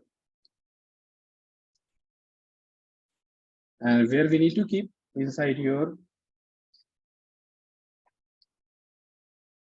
resources, application.properties, and just here. Now let's talk about that. What are these details? This is changing the server port. If you want to change, you need to change. Otherwise, हमें जरूरत नहीं है, तो हम इसे हटा देंगे. And these details, you are very much familiar with this. Right? So what is the meaning of this? So here JDBC MySQL is your database name. I'm giving the database name is MasaiDB. Right? This is your driver name. This is the username, password. And these two details, you know that. It is your what? Auto real update, create. You have learned that in your Hibernate. So here I'm using the update. That means based on our entity classes, it will generate the table for you. In production, it is not recommended to use the update क्योंकि production में आपके पहले table बनते हैं, उस हिसाब से आपको mapping लिखनी पड़ती है. But here no problem, we will create our table according to our entity classes, and this is to show that you have generated SQL query on the console. So is there anyone having any doubt in these entries? Please confirm. Good. So these entries are mandatory. Mandatory मतलब आपके application start होने से पहले ये entry होनी चाहिए. क्योंकि क्या होता है, इसी एंट्री पे हमारा JDBC का कनेक्शन पूल बन जाता है. Connection pool will be created. Line 10, repeat please. Line 10, this one we are talking about. So SQL. So SQL basically it will demonstrate or it will show that your generated SQL. क्योंकि आपका Hibernate भी क्या करते हैं, ये अपने Hibernate पे भी यूज किया होगा. Right? So it will generate that you generated SQL query on a console. ये भी ऑप्शनल है, आप चाहो तो इसे हटा सकते हो. लेकिन क्या होता है, हम to show the SQL query की कौन सी क्वेरी जनरेट होती है अंडर द हुड. हमने सेम मेथड कॉल किया, लेकिन उसने कौन सा क्वेरी फायर किया इंटरनली, तो वो कंसोल पे लिख देता है. Nothing more than that. It is always recommended to keep this entry in your application.properties so that you will get the idea कि कैसे ऑप्टिमाइज क्वेरी जनरेट हो रहा है. हमने किया फाइंड बाय आईडी, लेकिन वहां पे कौन सा क्वेरी जनरेट हो रहा है इंटरनली, क्योंकि वो इंटरनली तो JDBC यूज कर रहा है ना. So that's why we use this entry. Okay, these entries are mandatory. Why? Because you can notice here I mentioned there, you need to just make sure that username password of your database. Accordingly, you need to change this root. In my system, it is root and root. Okay. Now, once the Spring Data JPA dependency we have added in our application, The above configuration is mandatory because with the above configuration, at the time of application startup only, our database connection and tables will be created and ready for us. क्योंकि अगर आपने ये detail नहीं दिया ना और आप चाहते हो कि सर्वर हम स्टार्ट कर दें और अपना एप्लीकेशन हम लॉन्च करें, you are going to get an exception. Because as soon as in your dependency, it will check कि आपने data JPA use कर रखा है. So at the startup itself, what the data JPA will do, it will connect with your database with these entries, and it will establish the connection and create a connection pool, data source object, connection pool object it will create, a readily available connection. और फिर आपके सारे operation उसी connection pool में से एक connection निकलेगा, वहां पे ऑपरेशन होगा and then connection will be released. So you did not worry about acquiring the connection and releasing the connection, just like that you have used in your JDBC. So these details are mandatory. Now the next step, let's see that here. So what are those steps? Let me just recall once again. The step number 1, create a project with having these dependencies. Right? Here no need to use the Hibernate and MySQL dependency. We have already used that. MySQL dependency we have added, MySQL JDBC driver. और hibernate की dependency डालने की जरूरत नहीं है, ये data JP के अंदर ही हाइबरनेट की डिपेंडेंसी है. Just if you add this Spring Data JPA internally, you will notice, you will see that in your Maven dependency. See here, Hibernate related all the jar file is added in your project.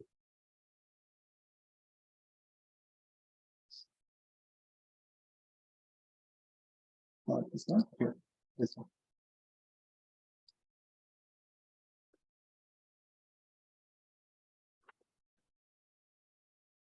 Yeah, Spring Boot starter, and you will notice Jakarta, then after Hibernate common annotation, Hibernate core annotation, all those annotations you are going to put that using this data JPA annotation. Got it? Okay. Step 2, we need to add these details in our application.properties so that our connection will be created, established at the time of the startup. Now, what is that? Step 3, we need to create our entity class on which we want to perform our operation. So here I have created the student class. Let's quickly create that student entity class here in our project. So here I'm creating one class, or first our package. Let's create the class inside a com.masai.model package. You can give the model, you can give the name as entity as well. And I'm giving the name as student as it is. And quickly put some details, private integer, roll number, private string name, private string address, private integer, and getter setters, and toString. Cool. Now this is your bean class, but I need to make this bean class as an entity class. हमें इसे entity में बदलना है. कैसे बदलेंगे? Can anyone help me to make this class as an entity class, which I want to persist in my database? We need to use at least 2 annotations. The first annotation is @entity. @entity, right? And the second one, on the role field, we need to use @ID. Okay. I want to generate this ID is auto-generated value. So in that case, we need to use that generation type, generated values, generation type, strategy, generation type. You can use according to your wish. You can use that auto, you can use identity. Let's use that identity itself. This is your wish. You can use that. I hope everybody is comfortable with कौन सा annotation type हमें use करना है, किसका क्या काम है. Is confirm? Good. So this is my entity class. This is your entity class which we want to persist. Okay, cool. So this step is also over. अब अगला जो step है ना, ये step थोड़ा सा आपको यहाँ पे notes में कुछ गड़बड़ है, लेकिन we are going to fix this. Now you need to create. This step 4 is also okay. Step 5 से थोड़ा सा problem है. I will tell you that. Problem कहाँ पे है.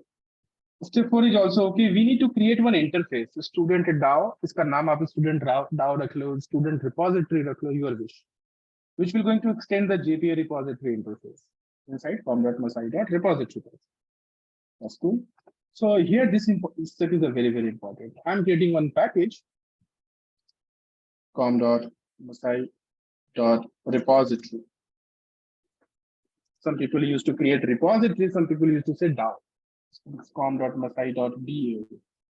Anything you can take, repository or DAO, no problem. And here you need to create one interface. Interface name should be student repository or student DAO. क्यों?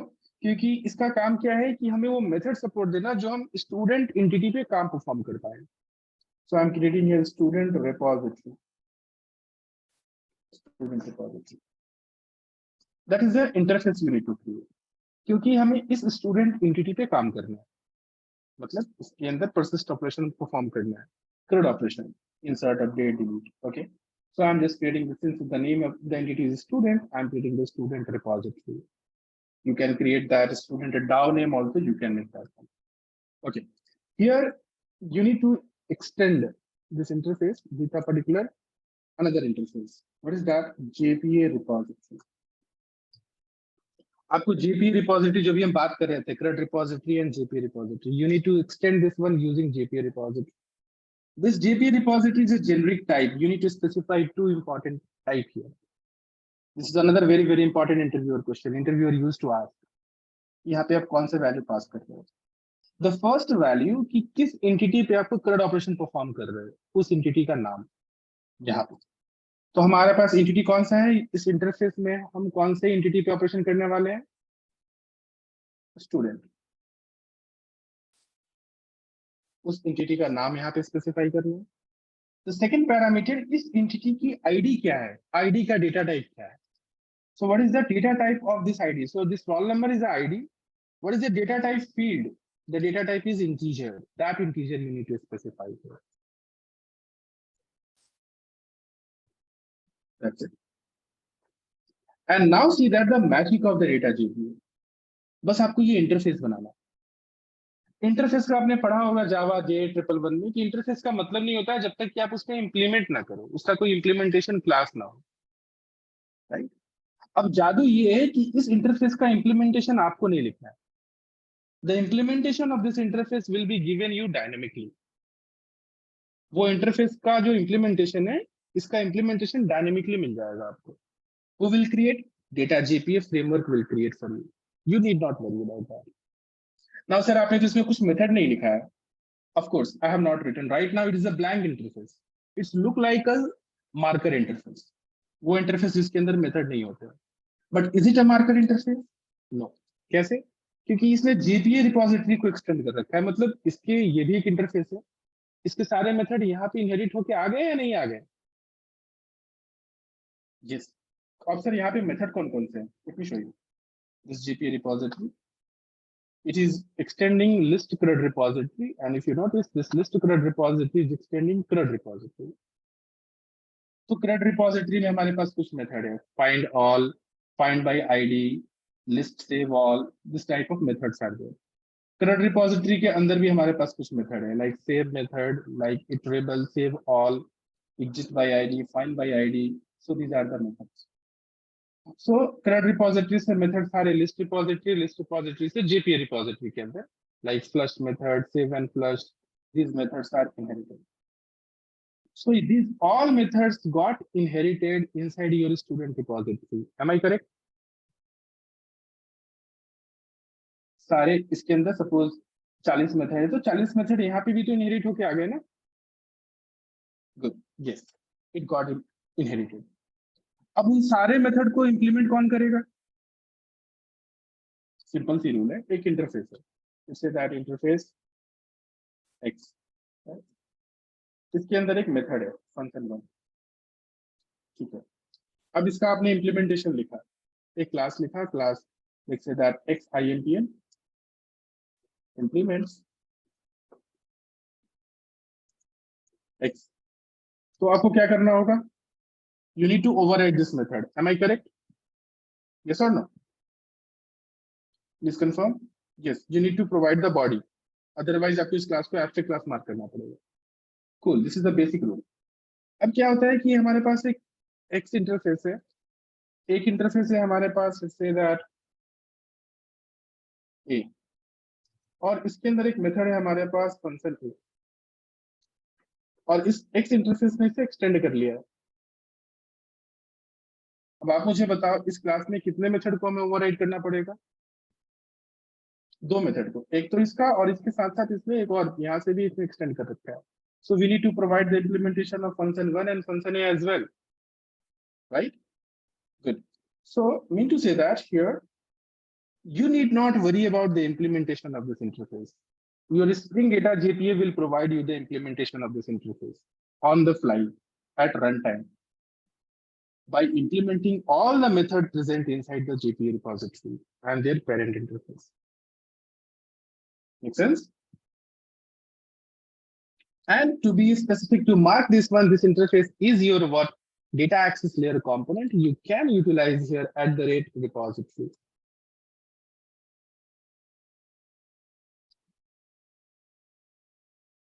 At the rate repository annotation, but it's purely optional.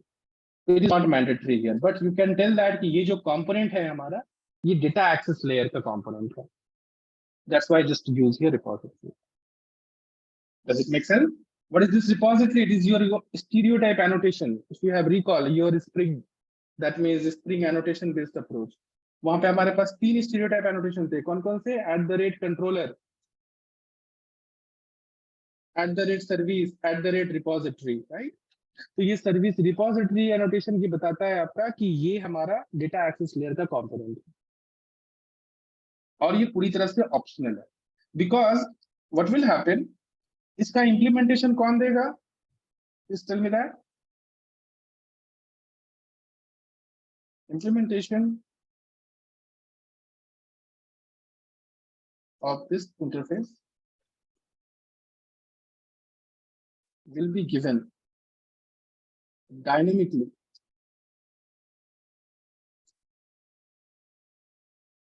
at runtime by the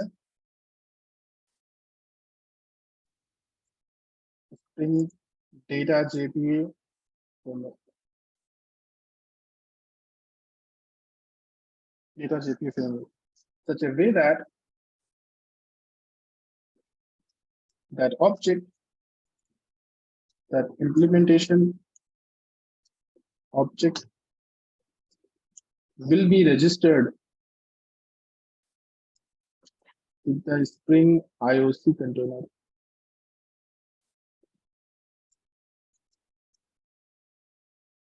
IOC container as Spring B. This line is a very important. मतलब ये interface का implementation तो data GPA दे देगा हमारा at run time dynamically, but साथ साथ क्या करेगा, उसे कंटेनर के साथ रजिस्टर भी कर देगा. किसे? इसके इंप्लीमेंटेशन क्लास को, आईओसी कंटेनर स्प्रिंग कंटेनर के साथ एज ए स्प्रिंग बीन. मतलब इसका जो इंप्लीमेंटेशन है वो स्प्रिंग बीन बन जाएगा. तो हम क्या कर सकते हैं, कोई बताए? क्या उसको हम कहीं पे हम ऑटो वायर कर सकते हैं या नहीं कर सकते हैं? यस, स्प्रिंग बीन है हमारा, वो हमारा स्प्रिंग बीन बन गया. So remember this point. This is a very important line here. So here, this is that here is mentioned there. I have created, हमने नाम यहाँ बदल दिया था student DAO, और इसमें हमने student repository रखा है, लेकिन ये बाकी चीजें सेम है. Here student is an entity domain class and the integer is the type of ID annotated applied field. Note here, developer need not implement this interface. Data JPA internally implements this interface for us as a Spring Bean.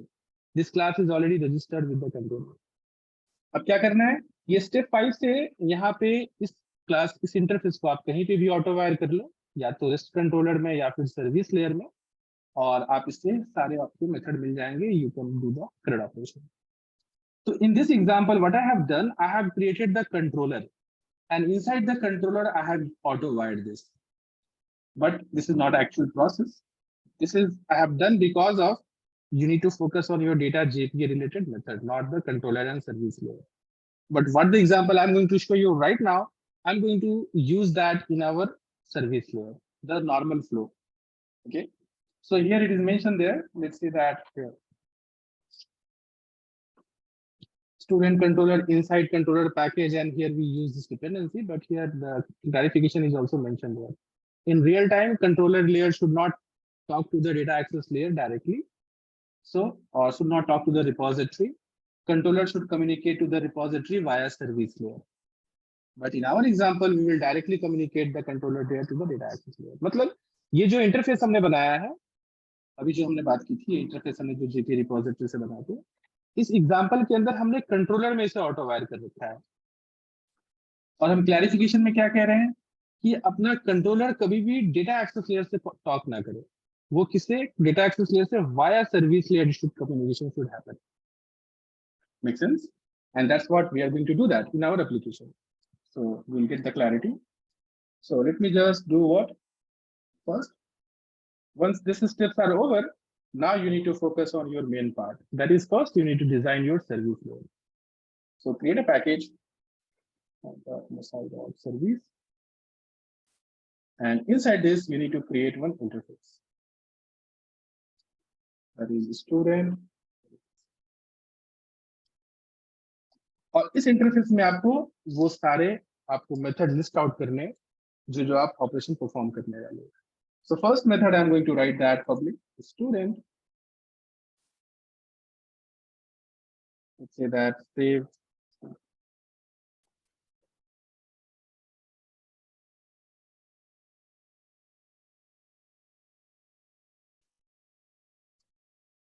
cool. So this is the interface. और by the way इस interface का implementation हमें लिखना है क्योंकि ये service layer है, हमारा डेटा एक्सेस लेयर नहीं है, right? Okay, now in the same package I'm going to create the implementation of this class. That is student service. This class is going to implement student service and override this method, right? अब इस method को student save student को ये जो student पास होगा parameter में इसे save करना है और सेव्ड स्टूडेंट ऑब्जेक्ट को रिटर्न कर देना है। मतलब कि ये जो स्टूडेंट ऑब्जेक्ट जो पास होगा इसके अंदर यहाँ पे भी स्टूडेंट है, रिटर्न टाइप भी स्टूडेंट है, दोनों में क्या डिफरेंस है कोई बता सकता है क्या? कॉलर पास करेगा स्टूडेंट का ऑब्जेक्ट तो ये मेथड कॉल हो जाएगा और उसे मिलेगा फिर से स्टूडेंट का ऑब्जेक्ट। इन दोनों स्टूडेंट में क्या डिफरेंस है, क्या डिफरेंस होगा? One is having the ID. Yes, Rohan, correct. The user which will pass the student object does not have the ID. He will just pass the other details. Because here I have mentioned the ID is auto-generated. So he will pass the name, address, and marks, and that using this, he will pass the student object. This method will perform that operation. It will talk to the data access layer, persist this student object with auto-generated ID, and return that persisted student object, which will have the auto-generated ID. Does it make sense? Is confirmed? Cool. Okay, अगला step क्या करना है? अब इस method को हमें implement करना है। ये हमारा सर्विस लेयर का क्लास है, तो फर्स्ट पहला स्टेप तो क्या करना है, इस क्लास को हमें just be with me with just 5 to 10 minutes. Let's once complete this example, then you will get that flow naturally. This is your service layer class. तो पहले तो इसे हमें कंटेनर के साथ रजिस्टर करना है, राइट? तो इसे क्या, कौन सा नोटेशन हम लगाएंगे? @service. cool. @service, इससे पता चलता है कि ये हमारा सर्विस लेयर का इंप्लीमेंटेशन है। Okay, now what to do? In order to implement this method, what is the next option we need to do that? Can anyone guess? We need to talk to which layer?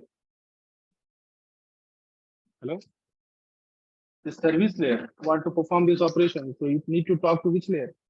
You need to talk to the data access layer. So data access layer हमारे पास बन चुका है, तो हम क्या कर सकते हैं यहाँ पे? Very good.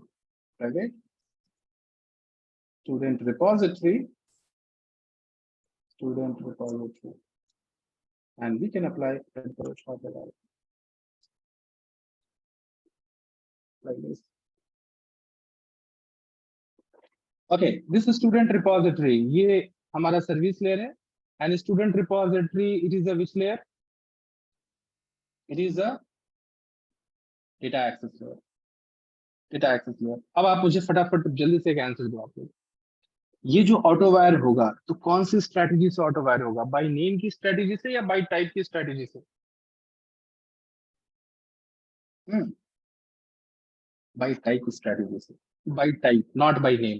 कैसे? This is also very very important interview question, क्योंकि ये सर्च करेगा कंटेनर हमारा, क्योंकि ये सर्विस एनोटेशन लगा हुआ है, तो this class will be registered with the container. Yes correct. Now it is having a dependency. This dependency, क्या इस नाम से कोई बीन हमारे पास है कंटेनर के पास? Is there any bean which is registered with already with this name? No. क्योंकि अभी आप यहाँ पे देखो, ये जो इंटरफेस हमने बनाया है स्टूडेंट रिपोजिटरी, इसका इम्प्लीमेंटेशन क्लास क्या होगा हमें नहीं पता, वो किस आईडी से रजिस्टर हुआ है कंटेनर के पास वो नहीं पता, right? Am I correct? Please confirm. लेकिन इसका इम्प्लीमेंटेशन तो मिल रहा है ना container, that means your data JPA is providing the implementation, so that implementation will be auto wired here, that implementation will be auto wired and it will use the by type strategy। ये देखिएगा क्या student repository interface का कोई implementation है? हमने क्या कोई बना रखा है इंटरफेस का इम्प्लीमेंटेशन? नहीं। कहाँ पे बना है? वो डेटा जेपीए डायनेमिकली बना के देगा हमें, और वो यहाँ पे ऑटो वायर हो जाएगी। Am I correct? Please confirm. Cool. Now, since this dependency is got resolved, simply this dependency is having lots of methods using which we can implement these methods. So, अभी save करने के लिए student repository के अंदर आपके पास एक method है, उसका नाम है सेव। इसमें आप पास कर दो अपना स्टूडेंट ऑब्जेक्ट, और ये आपका रिटर्न कर देगा saved student object.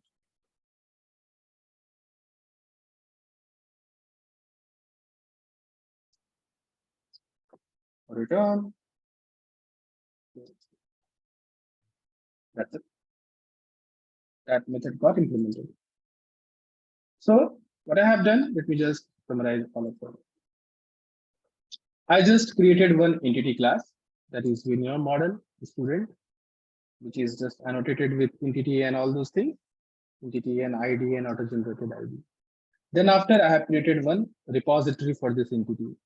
Here is the repository. In my repository package, student repository, which is just I have extended the JPA repository interface, जहाँ पे हमने सिर्फ JPA repository को extend कर लिया है, और अपने आप इसका हमें implementation मिल जाएगा. We need not worry about the implementation. We have applied this repository annotation, but it's purely optional. You can make it comment it out.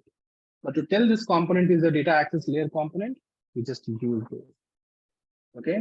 Now what I did here, इसको हमने ऑटो वायर कर लिया अपने service layer पे। ये आपका इस step तक, these are the you can say the boilerplate code, इतना स्टेप मैंडेटरी है।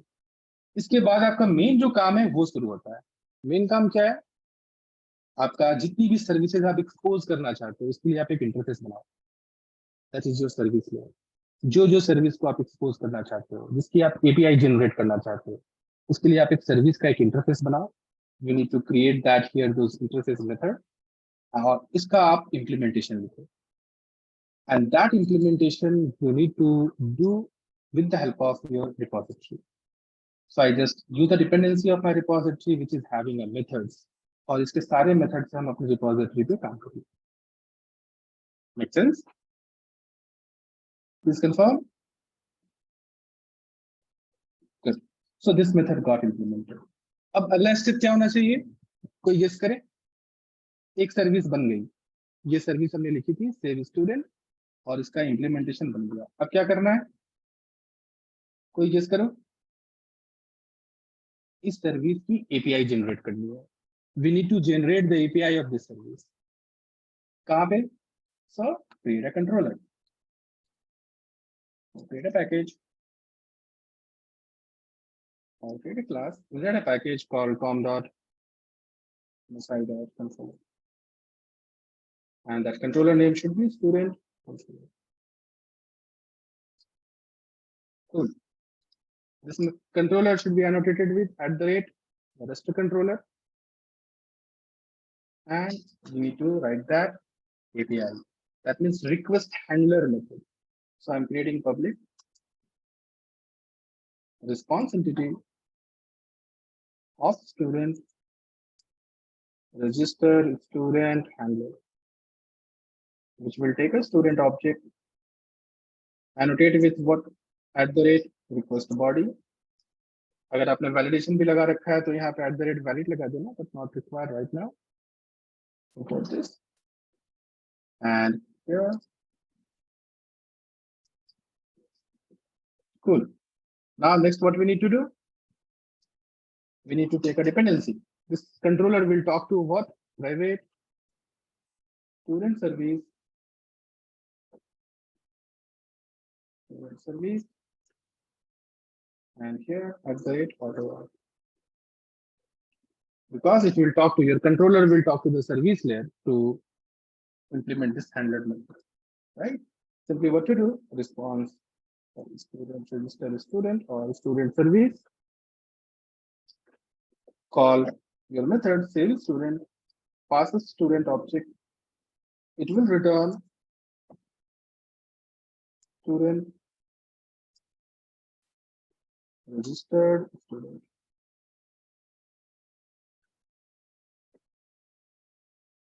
Yeah, here also it will not use by name, it will use by type only. क्योंकि अभी आपका ये जो क्लास रजिस्टर होगा ना, यहाँ पे आपने सर्विस एनोटेशन लगा रखा है, तो ये क्लास रजिस्टर होगा कंटेनर के साथ। किस आईडी से रजिस्टर्ड होगी, क्या कोई बता सकता है? इसका आईडी क्या होगा? By using which ID? हमें पता है ना कि जब स्टीरियोटाइप एनोटेशन लगाते हैं तो इसका नाम सेम रहेगा, बस ये स्मॉल हो जाएगा, right? Small S student service ID. तो अभी हमने जो ऑटो वायर लगा रखा है यहाँ पे, क्या हमने कुछ ऐसा लिखा है क्या? इस नाम से तो इसकी आईडी जनरेट नहीं हो रही है ना, इस नाम से तो इसकी आईडी जनरेट नहीं हो रही है, तो ये कौन सा स्ट्रेटेजी यूज करेगा? Byte type. तो ये सर्च करेगा क्या इस इंटरफेस का इम्प्लीमेंटेशन है कोई? हाँ है, so it is also using by type strategy. So you have to be very careful. Sometimes interviewer just ask this type of question. तो क्या बता सकते हो कौन सी स्ट्रेटजी यूज हो रही है यहाँ पे ऑटो वायर के लिए? Okay, so here we got that register student object by calling this method. अब क्या करना है आपको? Return new response entity. Yes, if you have the two implementation, कि अगर आपने कोई दूसरा implementation भी लिखा है तब आपको वहाँ पे primary यूज करना है या फिर qualifier यूज करना है. Lots of various ways are there. And then here this is the registered student, comma HTTP status dot created. Cool. And you need to annotate this method using @post mapping. You need to give this API name as students. ये API के name जो होते हैं ना, ये भी काफी important होते हैं। और देने के तो नाम आप यहाँ पे गेट स्टूडेंट, ऐड स्टूडेंट कुछ भी दे सकते हैं, but actually standard should say that your API name should use the plural word. An action should be denoted using this method post get की किस तरह का एक्शन है, मतलब बहुत सारे स्टूडेंटों में एक स्टूडेंट को आप ऐड करने वाले हैं using request body. Using since it is a post, that means you are going to create a resource. You are going to create a resource and that resource you are adding. So you have the multiple resource. On that you are going to post one more resource. So this name is also very, very important. You need to make sure that you are following the proper naming convention of your API. And that's it. You are, congratulations, you are now able to, you have created one first API which is going to register one student on your database table. Let me show the flow here. So if you recall this flow, that means this flow we just discussed. The initial request goes to the dispatcher servlet. It will take the helper controller. Helper controller will talk to service layer will talk to data access layer, and then it will go to the database. So what I have done, first let me just recap all those things one by one. First हमने क्या किया है, table के according एक हमने model class entity class बनाई, क्योंकि हमने यहाँ पे ऑटो डीडीएल अप्रोच यूज किया है, तो इसका एंटिटी क्लास अपने आप बन जाएगा। अगला स्टेप, इसके लिए हमें कुछ मेथड चाहिए, सेव करना, परफॉर्म करना। इसके लिए हमने एक रिपोजिटरी बनाई, student repository, by implementing JPA repository. That's it. In this repository, automatically on the fly, we will get the implementation, जहाँ पे हमें बने बनाए मेथड मिल जाएंगे, कुछ करने की जरूरत नहीं है आपको। अगला स्टेप क्या है? अगला स्टेप है आपको सर्विस लिखना है। So we have created one interface in the service package. जो भी आपको API जैसी सर्विस आप एक्सपोज करना चाहते हो, जो सर्विस आप देना चाहते हो कस्टमर को, क्लाइंट को, वो मेथड आप लिखिए, उसका इम्प्लीमेंटेशन लिखिए, उसके इम्प्लीमेंटेशन को कंटेनर से रजिस्टर कर दीजिए, and here you have to use a dependency. ये जो सर्विस है ये डिपेंडेंट है किस पे? रिपोजिटरी पे. रिपोजिटरी के मेथड से हम इसे इंप्लीमेंट कर लेंगे और इस सर्विस का हम एपीआई जनरेट कर देंगे. कहाँ पे? कंट्रोलर पे. Here is your controller and here you have to generate the API. That's it.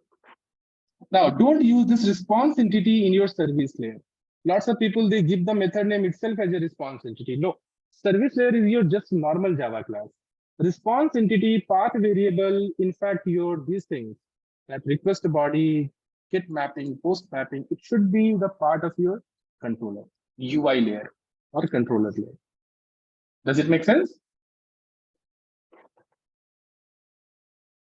Good. Let's check out that this API is working or not.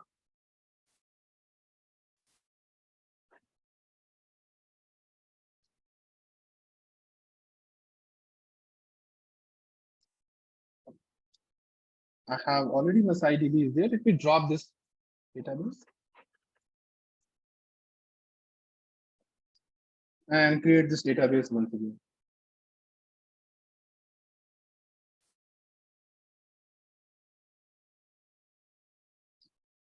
Good. And let's run this program, see that whether it's working out. The main class, right click, run as, and see that console, the logs, you will be able to see that your table will be created, your connection, everything, if it goes wrong, you are going to get an exception because might be some problem. URL attribute is not specified, no embedded, determine the suitable driver class. Okay, please put that from this driver class inside in your class file. So I have some problem in my dependency. Let me check out that in my dependency form.xml.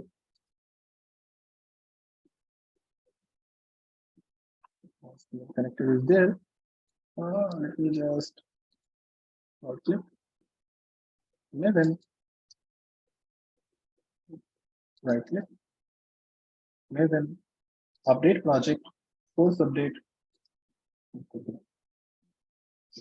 It might have sometime it may miss some dependencies. So due to that also your application may not work properly. And let me verify this application.properties as well. Okay so here data JPA हमने गलती कर दी थी. ये जो हमारी है ना ये हमने यहाँ पे ऐड कर दिया था इस एप्लीकेशन डॉट प्रॉपर्टीज में दूसरे एप्लीकेशन वाले में.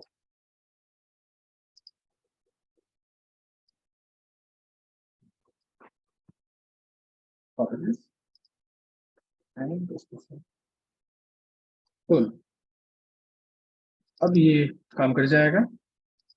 ये जो एंट्री थी हमने दूसरे पहले वाले एप्लीकेशन में ऐड किया था. That's what we facing the problem.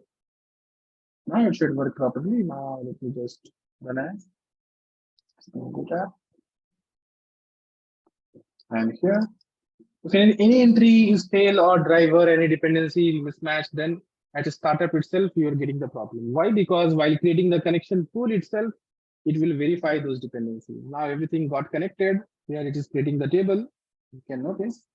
And then your application is going to get started. Cool. Your application is started. So let me check out that. Yeah, Tomcat server on 8080 got started and table is also created.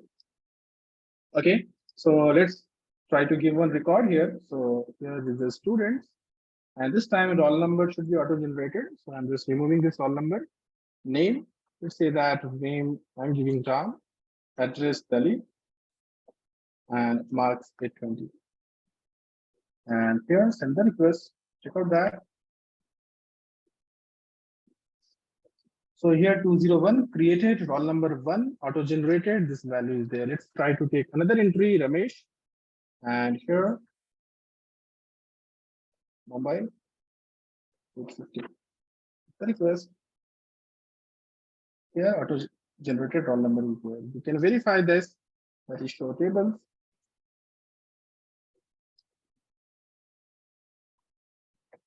Use SIDB, show tables, and select start from. Both record got inserted in the table. Is it okay? Please confirm. Hello? Cool. So is it not so simple? No need to create the persistent.xml, no need to create the entity manager factory, transactional area. Very good. Now, just try to implement another method and see that how much it is simple. So once you have that, everything is ready. So अब अगला method लिखते हैं हम कौन सा? So go to the your service. I'm going to expose another service. So the service would be public student get student by roll number, and it will take integer. This is the method signature, but is it not? It is not sufficient. Why? क्योंकि हम चाहते हैं roll number के हिसाब से कि student का detail निकाले, लेकिन क्या हो अगर वो रोल नंबर गलत हो, उस रोल नंबर का कोई स्टूडेंट ना हो, then what should it do? Anyone guess? It should throw an exception.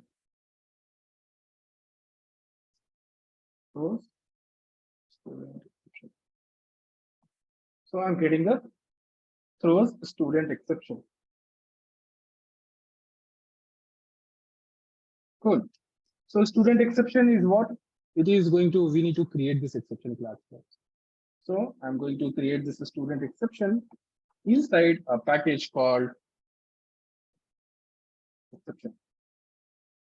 And this student exception class will be a, right now it is extending exception.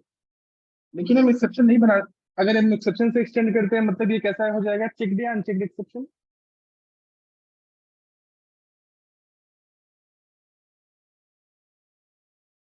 Okay, somebody is asking some question like, Lokesh, sir, are these methods name predefined or user defined? Which method you are asking, Lokesh? Can you explain about that? Lokesh, कौन सी method की बात कर रहे हो? I guess these methods. So ये method हम खुद से बना रहे हैं, पहली बात. हाँ, लेकिन आप जो ये repository की method आपने use किया ना, यहाँ पे हमने use किया था same method. ये बनाया method है, पहले से बना है. कहाँ पे ये method है? Student repository पे हमने call किया है, student repository.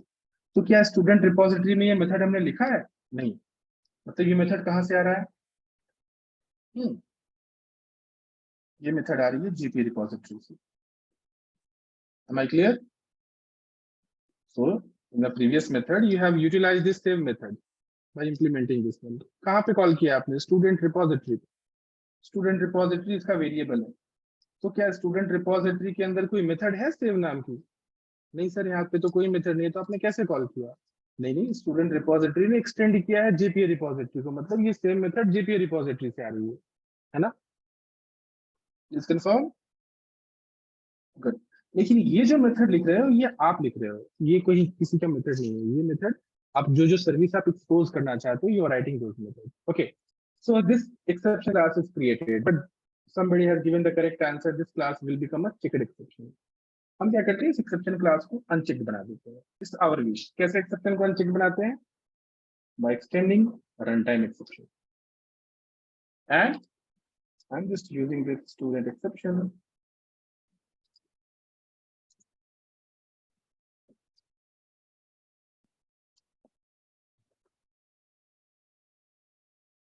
I'm making this as a flexible class. So here I'm taking as a string message and pass this message to the super. If anyone having any doubt to how to create the unchecked exception class, please check out that your exception handling topic. Okay, so this is the exception class is there, right? So here this method signature is ready. So I'm saying that, hey, this is my service. I'm going to take a roll number and I'm give you that particular student details. And if the roll number is not available, something goes wrong, it will throw the student exception. The client will get that exception, student exception. Since it is an unchecked exception, client while calling this method need not handle in a try catch block. और अगर ये checked होता तो उसे handle करना पड़ता है. I hope you know the difference between checked and unchecked. Cool. But here is your implementation. It is giving an error. It's obvious like that it will give an error because we have to override the second method as well. So implement the second method and write your logic. By the way, this class will exceed 5 to 10 minutes more. So please be with me because it's very, very important. This is the last method we are implementing for today's session. So here what to do? This method, इस method को हमें implement करना है.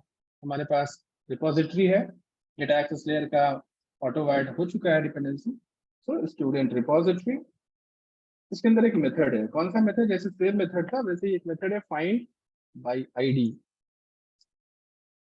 find by id. अब पास कर दो roll number id, क्योंकि roll number ही आपकी id field है. And guess what? It will going to give you what? उस roll number का student.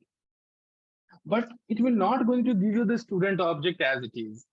It will provide you the student object in wrapped object, in a optional class object. ये आपको कायदे से तो ये आपको स्टूडेंट का ऑब्जेक्ट देने वाला था, लेकिन इससे बढ़िया तरीका है हमारे पास इन Java 1.8. This will give you the object by wrapping this object in optional class. तो हमारे पास एक ऑप्शनल क्लास है, optional, it is there in Java 1.8. This belongs to java.util package, और ये ऑब्जेक्ट आपको रैप करके मिलेगा इस ऑप्शनल के फॉर्म में, like this. Okay, because the find by ID, इसका रिटर्न टाइप है optional, not your object.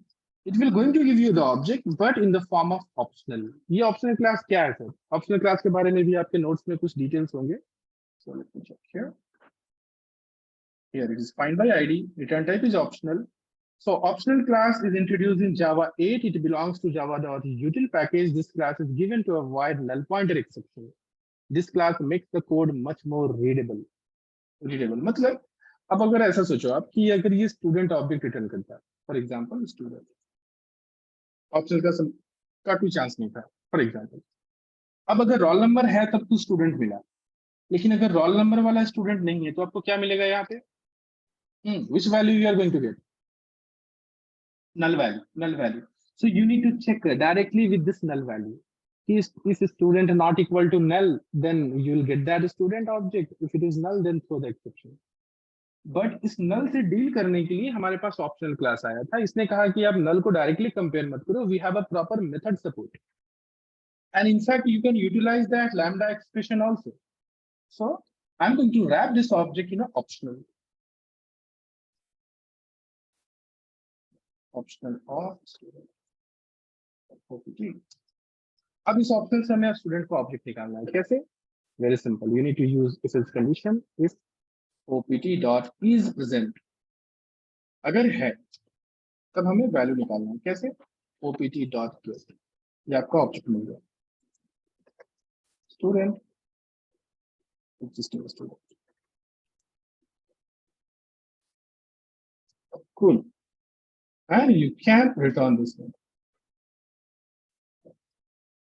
So using get method, you will get back your student object. कब? अगर वो है. Else, what to do?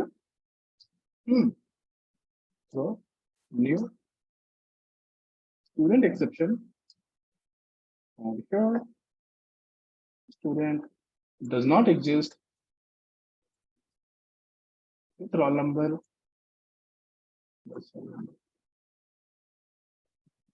This is it. That's it. This method got implemented. Very simple. Find by ID, it will return your object in optional. आपको बस check करना है कि option में वैल्यू है या नहीं. अगर है तो you will just call get object. You will return this object. And if it is not there, throw an exception. Does it make sense? Please confirm. Cool. लेकिन ये ऑप्शनल से क्या कर सकते हो? इन सारे स्टेटमेंट को आप एक स्टेटमेंट में भी लिख सकते हो. You can utilize the functional programming. Let me show you. So you can do what here. Let me write that opt dot or else throw. There is a one method called or else throw. It will take the supplier and it will take that here one supplier object, that is new student exception.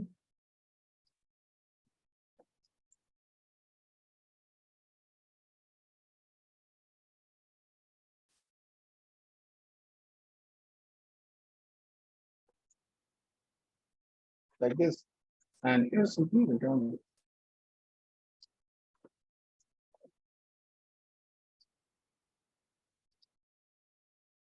Over. So इसका मतलब क्या होता है? See here.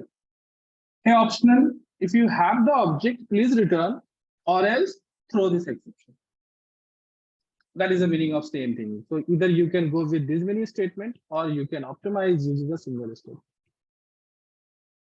So this is a functional way by writing this one, your wish.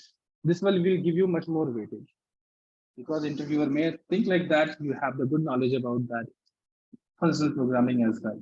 This is a linear approach. So again, I'm repeating. Hey, optional, if you have the object, please return this or else throw the exception. So this is the shortcut of this statement. Am I clear? Please confirm. Cool. So this service got implemented. I have just created this second service and I have implemented this service. अगला काम क्या होगा? फटाफट बताओ आप लोग. We are running out of the time. So we need to expose this method using an API. So I'm creating the API for this particular service. Public response entity of student get student by role handler. Cool. So this will, I'm going to take that first. Get mapping and API endpoint should be what? Slash students. Slash किस student का हमें detail चाहिए जिसका roll number हम पास करें. अब ये roll number हम कहाँ पे ले लेंगे वैल्यू को? Teacher roll number. Can you tell me that which annotation we need to apply here to pass this roll number here? Very good. That is, we need to use @ path variable.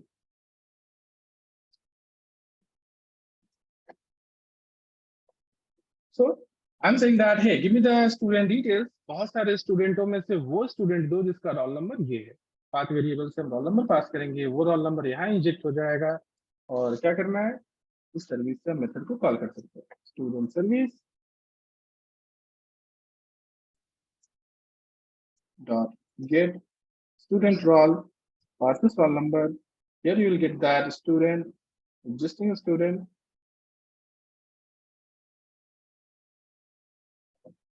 and we need to wrap this in a response entity. Remember, this method I am calling, but I need not handle that in a try catch block. I need not use that throws here because it is an unchecked exception. अगर ये exception आपका checked होता, so you need to use that either try catch or you need to throw that exception over here. And you have to use this throws. Don't use the try catch block. Okay. Now what we need to do, return new response entity. Pass this existing student, comma HTTP status dot OK. That's it. Make sense? Please confirm. Cool. Now, what I'm going to do, just last example I'm going to show you, that is here in that student section. Where it is? Yeah. I'm making this class as a checked exception. Just it will be extra information to you. अभी आप देखो जैसे ही हमने checked exception बनाया ना यहाँ पे, तो प्रॉब्लम कहाँ आ गई? यहाँ पे. इस मेथड को हम ऐसे कॉल नहीं कर सकते. हमें क्या करना होगा? 2 options are coming. Either you need to use try catch और थ्रोज डिक्लेरेशन. अब आप मुझे फटाफट बताओ कौन सा यूज करना है हमें, थ्रोज या फिर try catch? We never use the try catch inside the exception handler. क्योंकि try catch का मतलब आप उसे हैंडल कर रहे हो and you need to give the success response in a catch block. But हमें क्या करना होता है यहाँ पे? We need to use throws declaration over here. और अगर exception generate हो तो कौन हैंडल करे? We need to write the explicitly exception handler for this. Explicitly you need to write an exception handler. Make sense? So let me revert it back. And let me revert it back in my controller as well. Good. Now, this is unchecked exception, so I need not handle at compile time. Okay, let's test that this API is working or not. So here I need to go for get and multiple students. From that, I want to get the student whose roll number is 1. Give the request. And here I'm able to access the details of student whose roll number is 1. If I will pass that to I'm able to access here the student of Ramesh, the details of Ramesh. But what will happen if I give the roll number 20? Can anyone guess? Hello? अगर roll number 20 पास करना है फिर क्या होगा? The exception will be generated. Exception will be generated where? The exception will be generated at your service layer. Listen carefully. The exception will be generated over here. It will throw the exception. This exception will be propagated to your controller. वो exception आपका यहाँ पे आएगा. And this exception is not handled. मतलब वो exception कौन handle करेगा? Your Spring Boot will going to handle that exception. और वो Spring Boot कैसे handle करता है exception को? By giving 500 status code and a default exception message. Let me give you a request and see that. Here 500 internal server error and here the default message. Can't you handle this exception in your wish, in your way? Yes. Can't you customize this exception message? Yes. So what you need to do, you need to create. I have created already the package I have created, Masai package. Exception package. यहाँ पे आपको एक my error details class बनाना है, and you need to create. I have already done that one in that one. So and you have to create a global exception handler, which can handle this exception and customize the response according to your wish. Make sense? Please confirm. Cool. So I will just upload this application as a zip file on your LMS, so you can get that application and you can implement this accordingly. Now, before wrapping up this session, these are the methods. These are the methods you can utilize. So like that, find all method. Find all method is a very simple. So let me just write this method in the implementation. That means you need to do that rest of the thing as your U problem. So I'm writing this method here inside this public list of student on student influence and throws student exception.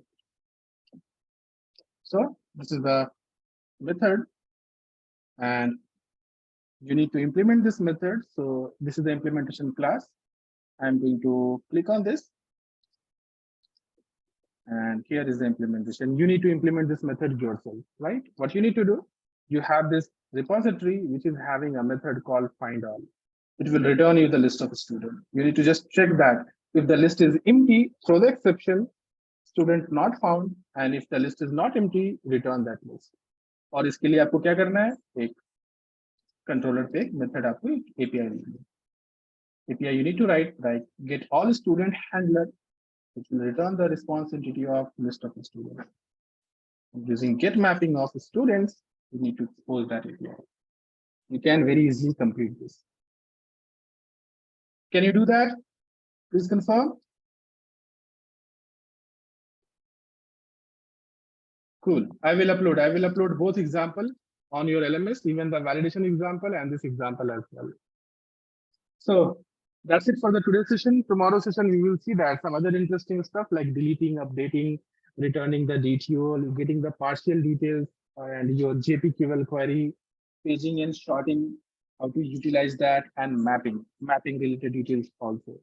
Hopefully, we will able to complete that entire things by tomorrow. If something is left, we will conclude that by day after tomorrow. That is the next session. In your assignment, you may get some tasks which like that it may use require that your JPQL knowledge. So those students, they are not able to find out the JPQL knowledge, or right now we have not discussed about that. So you can simply keep those assignments related questions and you can complete the remaining one. But tomorrow we will complete that. That means other assignment as well. That means the JPQL and other related assignment also you can do. But at least you should try. So आपको पता चल गया है क्या करना है, आपको service layer के मेथड लिखने हैं, जैसा सर्विस चाहिए, आपको बीन बनाना है, रिपोजिटरी बनाना है, and then you can try that yourself. Something you need to just figure out. You can take the help of ChatGPT and some other things, how you can get the data and try with yourself. Then tomorrow we'll get much more interesting topic. And you will feel very much interesting things, how we are going to deal with this data GPA. Thanks everyone for your time and patience. We are already keeping the time for 6 minutes, but Rajat Mohan is already shared that feedback link. By the way, let me check. Stop the recording.